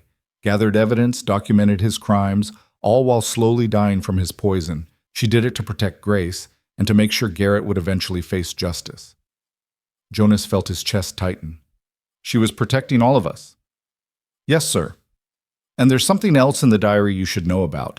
Margaret wrote about why she and Emily had their falling out all those years ago. Moss pulled a folded paper from his pocket. I made you a copy. Thought you might want to read it. That evening, after Grace was asleep and Clara had retired to her room, Jonas sat by the fire and read Margaret's words. The letter was dated 15 years earlier, just after Margaret and Emily's final argument. Today, I told Emily I was leaving with Victor. She begged me not to go, said he was dangerous, said she could see darkness in him that I was too blind to notice. We fought terribly. I said things I can never take back. Called her a jealous shrew, said she wanted to control my life the way she controlled everything else. I left that night, and we haven't spoken since. But here's what I never told Emily, what I could never tell her. I knew she was right. I saw the darkness too. I went anyway because Victor was threatening Jonas, threatening Emily, and I thought if I stayed close to Victor, if I gave him what he wanted, maybe he'd leave my sister alone. Maybe I could protect her the way she'd always protected me. I was wrong. Victor's hatred runs too deep, and now I've put myself and my unborn child in danger for nothing. But I won't let Emily know. I won't let her feel guilty for my choices. Better she think I'm a fool than know I sacrificed myself trying to save her. If something happens to me, if Victor does what I fear he'll do, at least I'll die knowing I tried. And maybe someday Grace will understand that the greatest love isn't the kind that keeps you safe. It's the kind that makes you brave enough to walk into danger for someone else. Jonas read it 3 times, tears streaming down his face. Margaret had known, had seen through Garrett from the beginning, and she'd sacrificed herself trying to protect Emily, trying to divert Garrett's revenge away from her sister. It hadn't worked. Garrett had killed them both, but Margaret had died fighting, had died protecting, had died making sure Grace would survive to tell the truth. Papa? Grace's voice came from the hallway. Why are you crying? Jonas wiped his eyes and held out his arm. Grace came to him, curling up in his lap like she'd been doing it her whole life. I'm crying because I just learned how brave your mama was, how much she loved her sister, how much she loved you. Jonas showed Grace the letter. She wrote this when you were still in her belly, before you were even born. She was already protecting you. Grace read slowly, her lips moving with the words. When she finished, she was crying too. She gave up everything to keep Aunt Emily safe. And Emily made me promise to protect you, which means your mama's sacrifice wasn't in vain. You're here, you're safe, and you're loved. That's what your mama fought for. Jonas kissed the top of Grace's head. That's what they both fought for. Do you think they can see us now? Mama and Aunt Emily? Do you think they know we're together? I think they know. I think they're probably sitting somewhere laughing at how stubborn we both are and how long it took us to figure out how to be a family. Jonas smiled through his tears, but we got there eventually. That's what matters. The weeks became months. Summer turned to autumn, and the valley transformed into a palette of gold and crimson. Jonas taught Grace to ride, holding the lead rope while she learned to post and balance. Clara taught her letters and numbers, transforming the kitchen table into a schoolroom every afternoon. Grace learned to bake bread that didn't come out like rocks, to sew stitches that mostly stayed straight, to recognize the signs of weather changing in the mountains. And slowly, carefully, she learned to trust that this life was real and permanent. Papa, what if they change their minds? Grace asked one evening as they checked the fence line together. What if the court says I have to leave? They won't. The adoption is almost finalized. Judge Morrison signed the preliminary orders last week. There's just one more hearing, and then you're legally mine. Grace Rourke. Jonas tested the name. What do you think? Grace Rourke. Grace repeated it, tasting the syllables. It sounds real, like I'm not nobody's child anymore. You were never nobody's child, sweetheart. You were always somebody's daughter. First your mama's, then mine. Jonas knelt beside her. But yes, after the hearing, it'll be official, legal and binding and permanent. No one can ever take you away. What about when you die? The question came out small and scared. I know people die. Mama died. Aunt Emily died. What happens to me when you die? Jonas pulled her close, understanding the fear beneath the question. Grace, I'm not planning on dying for a very long time, but when I do, many, many years from now, you'll be a grown woman who can take care of herself. And this ranch, this land, everything I have will be yours. You'll inherit it all, just like any daughter would inherit from her father. Promise? I promise. And you know I keep my promises. The final hearing came on a cold November morning. The courthouse was nearly empty this time, just Jonas, Grace, Clara, Sheriff Blackwood, and Judge Morrison. No drama, no violence, just legal formalities that would bind a family together in the eyes of the law. Morrison looked older than he had 6 months ago, but his voice was steady as he addressed the court. We are here to finalize the adoption of Grace Bennett by Jonas Rourke. I have reviewed all documents, conducted the required investigations, and spoken with the child on multiple occasions. I find that Mr. Rourke has provided excellent care, that the child is thriving in his custody, and that the adoption is clearly in Grace's best interests. He looked at Grace. Young lady, I'm going to ask you one more time. Do you want Jonas Rourke to be your legal father? Grace stood, her voice clear and certain. Yes, Your Honor, I want him to be my papa forever. And Mr. Rourke, do you accept this child as your daughter, with all the responsibilities and joys that entails? Jonas felt the weight of the moment settle over him, the weight of promises kept and futures secured and love that had found him when he'd stopped looking for it. Yes, Your Honor, I accept Grace as my daughter, and I will protect her, provide for her, and love her for the rest of my life. Morrison's gavel fell. Then by the power vested in me by the territorial court, I declare this adoption final and binding. Grace Bennett is hereby Grace Rourke, daughter and legal heir of Jonas Rourke. May God bless you both. Grace threw herself at Jonas, wrapping her arms around his neck and sobbing. Jonas held her, his own eyes burning, feeling pieces of his broken heart finally knitting back together. We did it, Grace whispered. We're really a family now. We've been a family since the day I found you in that freight car, Jonas murmured back. This just makes it official. Clara was crying openly, and even Blackwood was suspiciously bright-eyed. As they filed out of the courthouse, Jonas felt lighter than he had in years. The ghosts were finally quiet. The promises were finally kept. Outside, snow was beginning to fall, the first snow of the season, fat flakes that caught the light and turned the world soft and white. Grace tilted her face up, catching snowflakes on her tongue and laughing. Papa, can we go home now? I want to make hot chocolate and tell Aunt Clara we're official and maybe make snow angels later. We can do all of that and more. Jonas lifted her onto his shoulders, something he'd never thought he'd do with a child of his own. Let's go home, Grace Rourke. The years that followed were not without challenges. Grace still had nightmares, though they grew less frequent with time. She struggled in school at first, the gaps in her education evident, but Clara's patient tutoring eventually brought her up to grade level and beyond. There were days when Grace tested boundaries, pushed back against rules, acted out in ways that reminded Jonas she was still healing from trauma. But there were more good days than bad, days when Grace laughed so hard she snorted, making everyone else laugh too. Days when she brought home perfect marks from school and glowed with pride. Days when Jonas taught her to shoot, properly, safely, with respect for the weapon and what it could do, and she proved to be a natural. Days when Clara taught her the lullaby their mother had sung, and the three of them would harmonize in the evening, filling the house with music it hadn't known since Emily died. On Grace's 10th birthday, Jonas surprised her with a horse of her own, a gentle mare with kind eyes and a patient temperament.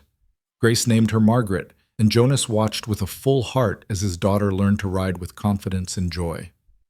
Papa, Grace said one evening as they brushed Margaret down after a long ride, do you think Mama would like who I'm becoming? I think she'd be incredibly proud of you, Jonas said honestly. You're smart, brave, kind, and strong. You survived things that would have broken most adults, and you came out the other side still believing in good people and second chances. Your mama would love that about you. What about Aunt Emily? Would she be proud too? Emily would be over the moon. She always wanted children, wanted to fill this house with laughter and love. You've given us that, Grace. You've made this house a home again. Grace was quiet for a moment, then asked, "Do you ever wish I was really yours, like born to you instead of just adopted?" Jonas set down the brush and turned Grace to face him. "Grace Rourke, you listen to me. You are really mine. Blood doesn't make family. Choice does. Love does. Showing up every day does. And I choose you every single day. I love you every single day. I show up for you every single day. You are my daughter in every way that matters. Don't ever doubt that. Even though I look like Mama instead of you? Especially because you look like your Mama. Every time I see your face, I see the woman who loved you enough to die protecting you, and the woman who loved me enough to entrust you to my care. I see family, Grace. I see my daughter. And I see the future I thought I'd lost when Emily died." Grace hugged him fiercely. "I love you, Papa. I love you too, sweetheart. More than I knew I could love anyone." When Grace turned 13, a letter arrived from the territorial prison. Victor Garrett was dying. Consumption, the prison doctor said, same disease that had killed his brother all those years ago. He wanted to see Jonas one last time, wanted to offer some final confession or apology or curse. The warden asked if Jonas would consider visiting. Jonas showed the letter to Grace, who was old enough now to make her own choices about such things. "Do you want to go?" she asked. "To see him before he dies?" "I don't know. Part of me wants closure. Part of me wants to spit in his face. Part of me just wants to forget he ever existed." Jonas looked at his daughter, because that's what she was now, fully and completely, her adoption so old and established that most people in town didn't even remember she hadn't been born a Rourke. "What do you think I should do?" Grace considered carefully. "I think you should go. Not for him. He doesn't deserve your time or forgiveness. But for you. So you can look him in the eye and tell him that he failed, that his revenge didn't destroy you, that you took everything he tried to use to hurt you and turned it into something beautiful." She smiled. "Tell him that his greatest weapon became your greatest gift. That'll hurt him more than any words of anger could." Jonas studied his daughter, amazed as always by her wisdom. "When did you get so smart?" "I had a good teacher." Grace kissed his cheek. "Go see him, Papa. Close that chapter. Then come home, and we'll have dinner, and Clara will tell us stories, and everything will be exactly as it should be." 2 days later, Jonas rode to the territorial prison. The building was gray stone and iron bars, a place designed to break spirits and house regrets. Garrett was in the infirmary, dying slowly and apparently painfully if the prison doctor's assessment was accurate.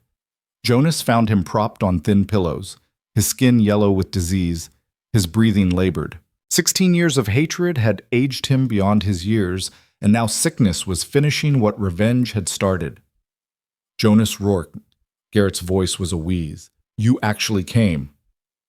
"Grace thought I should. Said I needed closure." "Grace," Garrett laughed, which turned into a cough that racked his whole body. "The little brat who destroyed all my plans. How is she?" "Thriving, happy, loved, everything you tried to prevent." Jonas pulled up a chair but didn't sit. He wouldn't give Garrett the satisfaction of seeing him comfortable. "She's my daughter now. Legal, binding, permanent. Your revenge failed, Victor. You killed 2 good women, tortured a child, destroyed countless lives, and in the end, you gave me the greatest gift I could have received, a reason to live again." Garrett's face twisted with rage and frustration. "I spent 16 years planning your destruction. And I spent 6 years raising your enemy. Grace isn't weak or broken like you wanted. She's strong. She's brilliant. She's going to inherit my ranch, my name, and my legacy.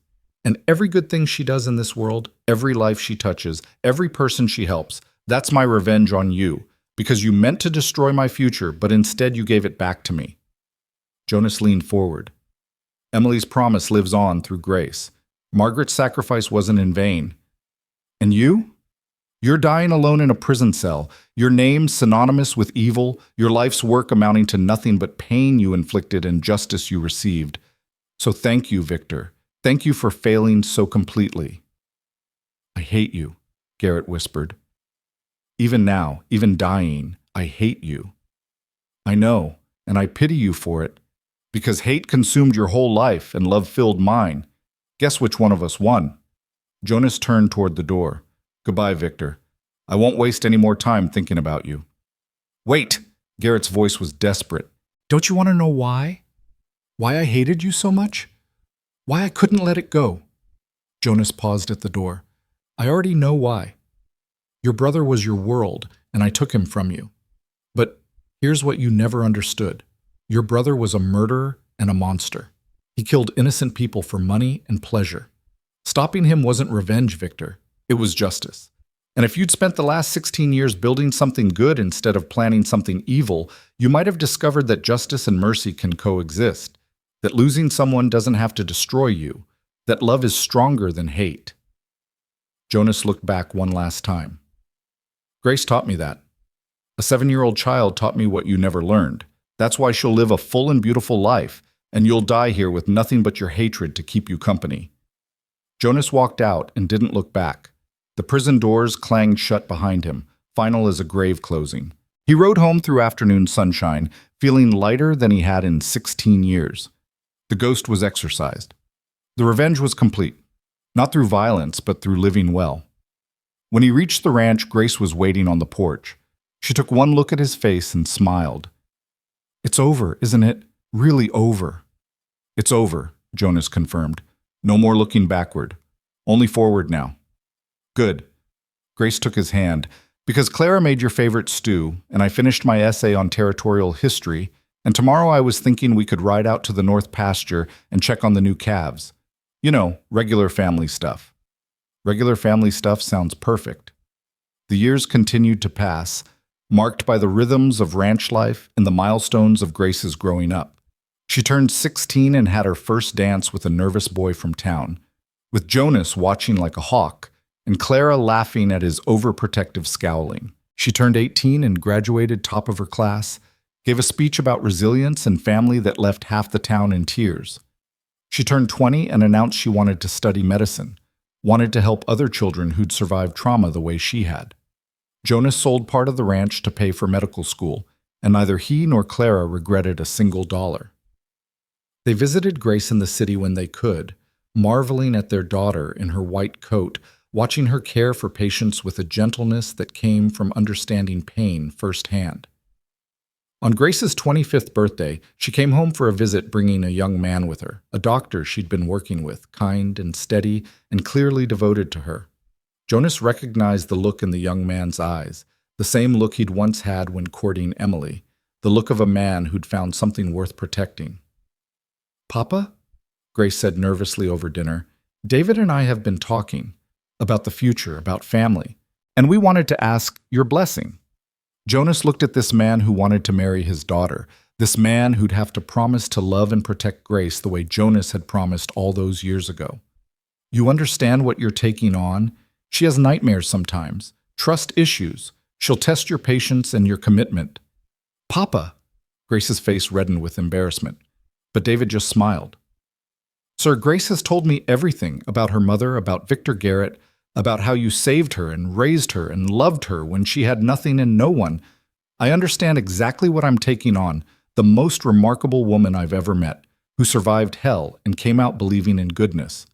I'd be honored to spend my life proving I'm worthy of that faith." Jonas studied him for a long moment, then extended his hand. "Then you have my blessing. But David, understand one thing. Grace is my daughter. My real, actual, legally adopted, I would die for her daughter. If you ever hurt her, if you ever make her feel less than treasured, I'm old, but I'm not dead. I will find you." "Papa!" Grace was laughing now, tears streaming down her face. "Let him say it," Clara interjected. "It's what fathers do." David shook Jonas's hand firmly. "I wouldn't expect anything less, sir, and I promise you, I'll spend every day proving I deserve her." The wedding was small and beautiful, Held at the ranch with the whole valley spread out below them like a blessing. Grace wore Emily's wedding dress, altered to fit, and carried wildflowers Margaret had loved. When Jonas walked her down the makeshift aisle, his heart was so full it ached. "Thank you," Grace whispered as they paused before the minister, "for everything, for finding me, for fighting for me, for teaching me that family isn't who you're born to, it's who chooses you." "Thank you for letting me choose you," Jonas whispered back. "You saved my life, Grace. Every bit as much as I saved yours." Jonas gave her away with tears in his eyes. But they were good tears. Healing tears. The kind that water new growth instead of drowning old sorrows. As the years turned into decades, Jonas watched Grace build a life that would have made Margaret proud and Emily joyful. She and David opened a clinic in Salvation Creek, providing medical care to families who couldn't afford the fancy doctors in Red River. Grace specialized in treating traumatized children, using her own experiences to help others heal. The clinic grew, added staff, became known throughout the territory as a place where broken children could learn to be whole again. Grace had 3 children of her own, 2 girls and a boy. She named the eldest Margaret Emily, honoring both mothers. The boy she named Jonas, though he insisted on being called Junior to avoid confusion. The youngest girl was Clara, after the aunt who'd become a grandmother and a guardian and a pillar of strength. Jonas, now gray and slower but still sharp as tack, adored his grandchildren. He taught them to ride, to shoot, to understand that strength meant protecting those weaker, not dominating them. He told them stories about their grandmother Margaret's courage, about their great-aunt Emily's kindness, about the day he found their mother in a freight car and decided to fight for her. "Papa," young Margaret asked when she was 7, the same age Grace had been when Jonas found her. "Mama says you're a hero. Are you?" Jonas thought about it. "No, sweetheart. I'm just a man who kept his promises. Real heroism is what your mama did, surviving when the world wanted her to break, thriving when others would have given up, and using her pain to help others heal. That's heroism." "But you saved her." "We saved each other," Jonas corrected. "That's what family does." The day Jonas turned 75, the whole town threw a celebration. Grace and David closed the clinic for the afternoon. Clara, now 90 but still formidable, organized everything with military precision.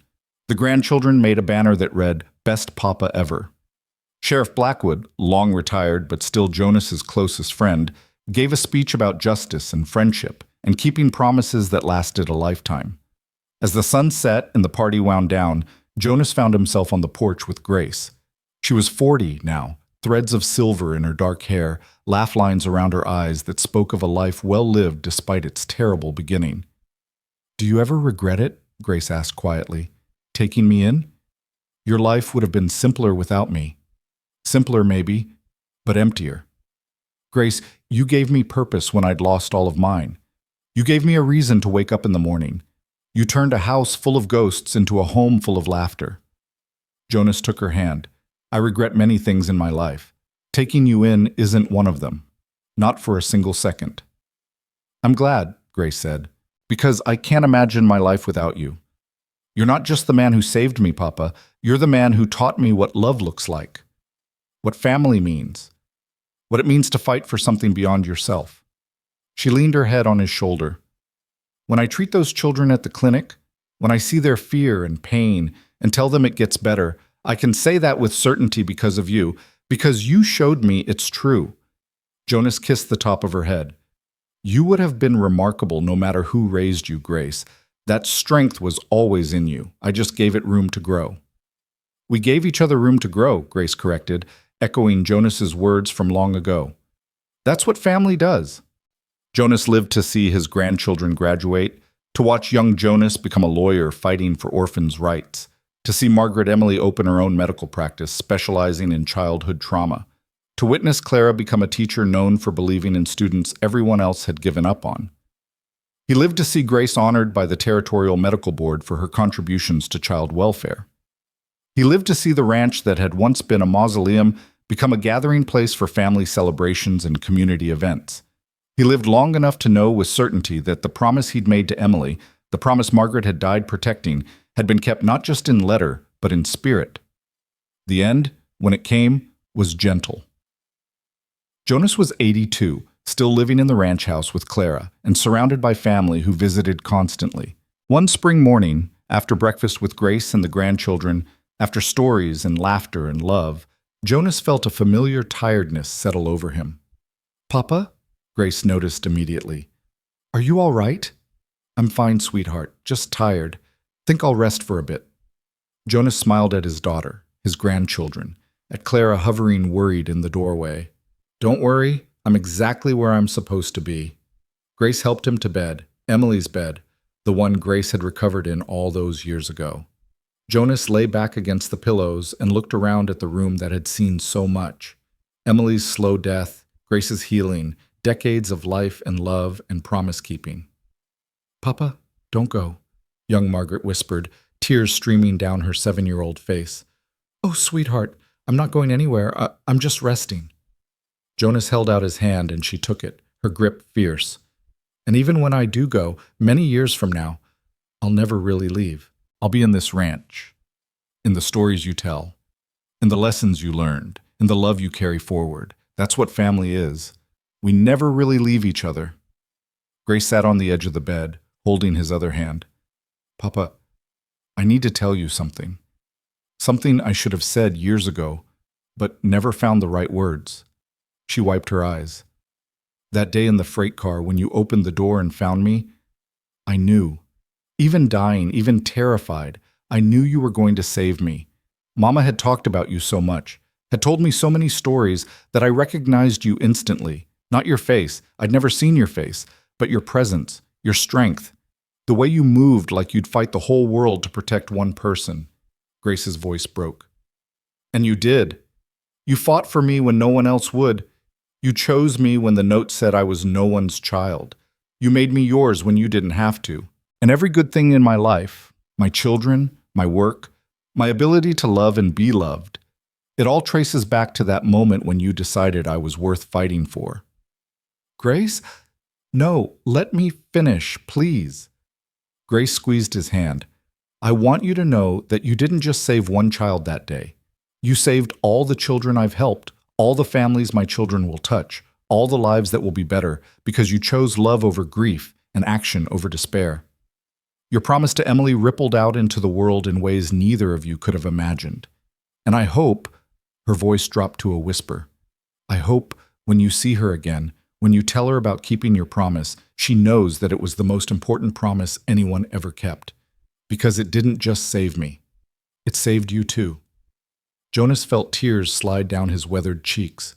"You're right. It did save me. You saved me, Grace. My beautiful, brave, brilliant daughter. You saved me." Jonas closed his eyes, surrounded by the people he loved, in the house he'd built with Emily, filled with the family he'd created with Grace. He thought about that morning so long ago, about hearing a cough from a freight car and making the choice to investigate. One choice, one moment, one promise kept, and it had changed everything. He drifted off to sleep with Grace's hand in his, with grandchildren curled at the foot of the bed, with Clara's voice softly humming the lullaby that had become their family's anthem. And as he slept, he dreamed of Emily waiting for him, her smile bright as sunrise, her arms open, her voice saying what he'd longed to hear for decades. "Well done, my love. You kept your promise. You saved her. And in saving her, you saved yourself." Jonas Rourke died peacefully that afternoon, surrounded by family, filled with peace, his promises kept, and his legacy secure. The funeral brought the entire territory, patients Grace had treated, children she'd saved, families Jonas had helped over decades of quiet generosity. Grace gave the eulogy, standing tall and steady as she spoke about the man who'd chosen her when she was no one's child, who'd fought for her when the world said she wasn't worth fighting for, who'd taught her that family was choice, and love was action, and promises were meant to be kept no matter the cost. "My father once told me," Grace said, her voice carrying across the crowded church, "that being brave doesn't mean not being scared. It means being scared and doing the right thing anyway. Papa lived that truth every day.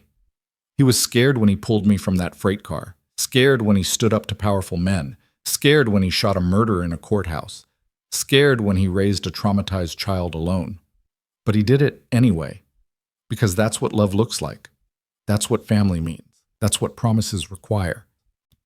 She paused, looking at her own children in the front row, at the clinic staff who'd come to pay respects, at the dozens of children, now grown, who'd been healed by her care and her father's example. Papa used to say that the greatest revenge on evil is living well, loving deeply, fighting for those who can't fight for themselves. He taught me that broken things can be mended, that lost children can find home, that promises kept echo across generations. Grace's voice broke, then steadied. And he taught me that sometimes the family you choose is stronger than the family you're born to, not because blood doesn't matter, but because choice does. My father chose me, and I choose every day to honor that choice by living the way he taught me, with courage, with compassion, with absolute certainty that love is the only thing that ever really wins. They buried Jonas next to Emily, in the valley he'd loved, on the land he'd built his life on. The headstone read simply, Jonas Rourke, husband, father, promise keeper. Grace visited the grave every week for the rest of her life, bringing her children and eventually her grandchildren, telling stories about the man who'd saved her and the woman who'd made the promise that started it all. The ranch stayed in the family for generations, each generation adding their own stories, their own promises, their own proof that love echoes across time. And in the clinic Grace had built, in the medical practice Margaret Emily continued, in the law office where Jonas Jr. fought for forgotten children, the legacy lived on. Children who came in broken left healed, families who arrived desperate left hopeful, and every single person who walked through those doors heard the story of a rancher who found a dying child and decided she was worth fighting for. The story of how one promise kept changed everything. Years later, when Grace was old herself, when her own grandchildren asked about the man in the photographs, the one with the kind eyes and the weathered hands, she would tell them the truth. "That's my papa," she would say. "The day he found me, I was nobody's child. But he looked at me and said, 'You're mine now.' And he spent the rest of his life proving it. He taught me that family isn't just blood, it's choice. It's showing up. It's fighting when fighting is hard, and loving when loving costs you everything. He was the best man I ever knew, and if I've done anything good in this world, it's because he showed me how." And that truth, spoken across generations, was the greatest legacy Jonas Rourke could have left. Not land or money or fame, but the absolute certainty that one person, one choice, one promise kept can change not just one life, but countless lives rippling out into a future no one could have predicted. Grace lived to 93, surrounded by children and grandchildren and great-grandchildren who all knew the story, who all understood that they existed because a rancher heard a cough in a freight car and decided to investigate, because he opened a door when others would have walked away, because he kept a promise when keeping it cost him everything. On the day Grace died, peacefully, in her sleep, in the same house where Jonas had raised her, her last words were about her father. "Tell Papa I kept the promise too," she whispered to her daughter. "Tell him his nobody's child became somebody's everything. Tell him love won." And in the valley where it all began, where a broken man found a dying child and they saved each other, the wind carried those words like a prayer, like a promise, like proof that sometimes the most broken things, when held together by love, become the most beautiful. The child no one claimed became the daughter everyone celebrated. The rancher who'd lost everything found more than he'd ever dreamed, and the promise made by a dying woman to her sister echoed across a century, proving that love, real, fierce, promise-keeping love, never dies. It just changes form, ripples outward, and saves the world one chosen child at a time.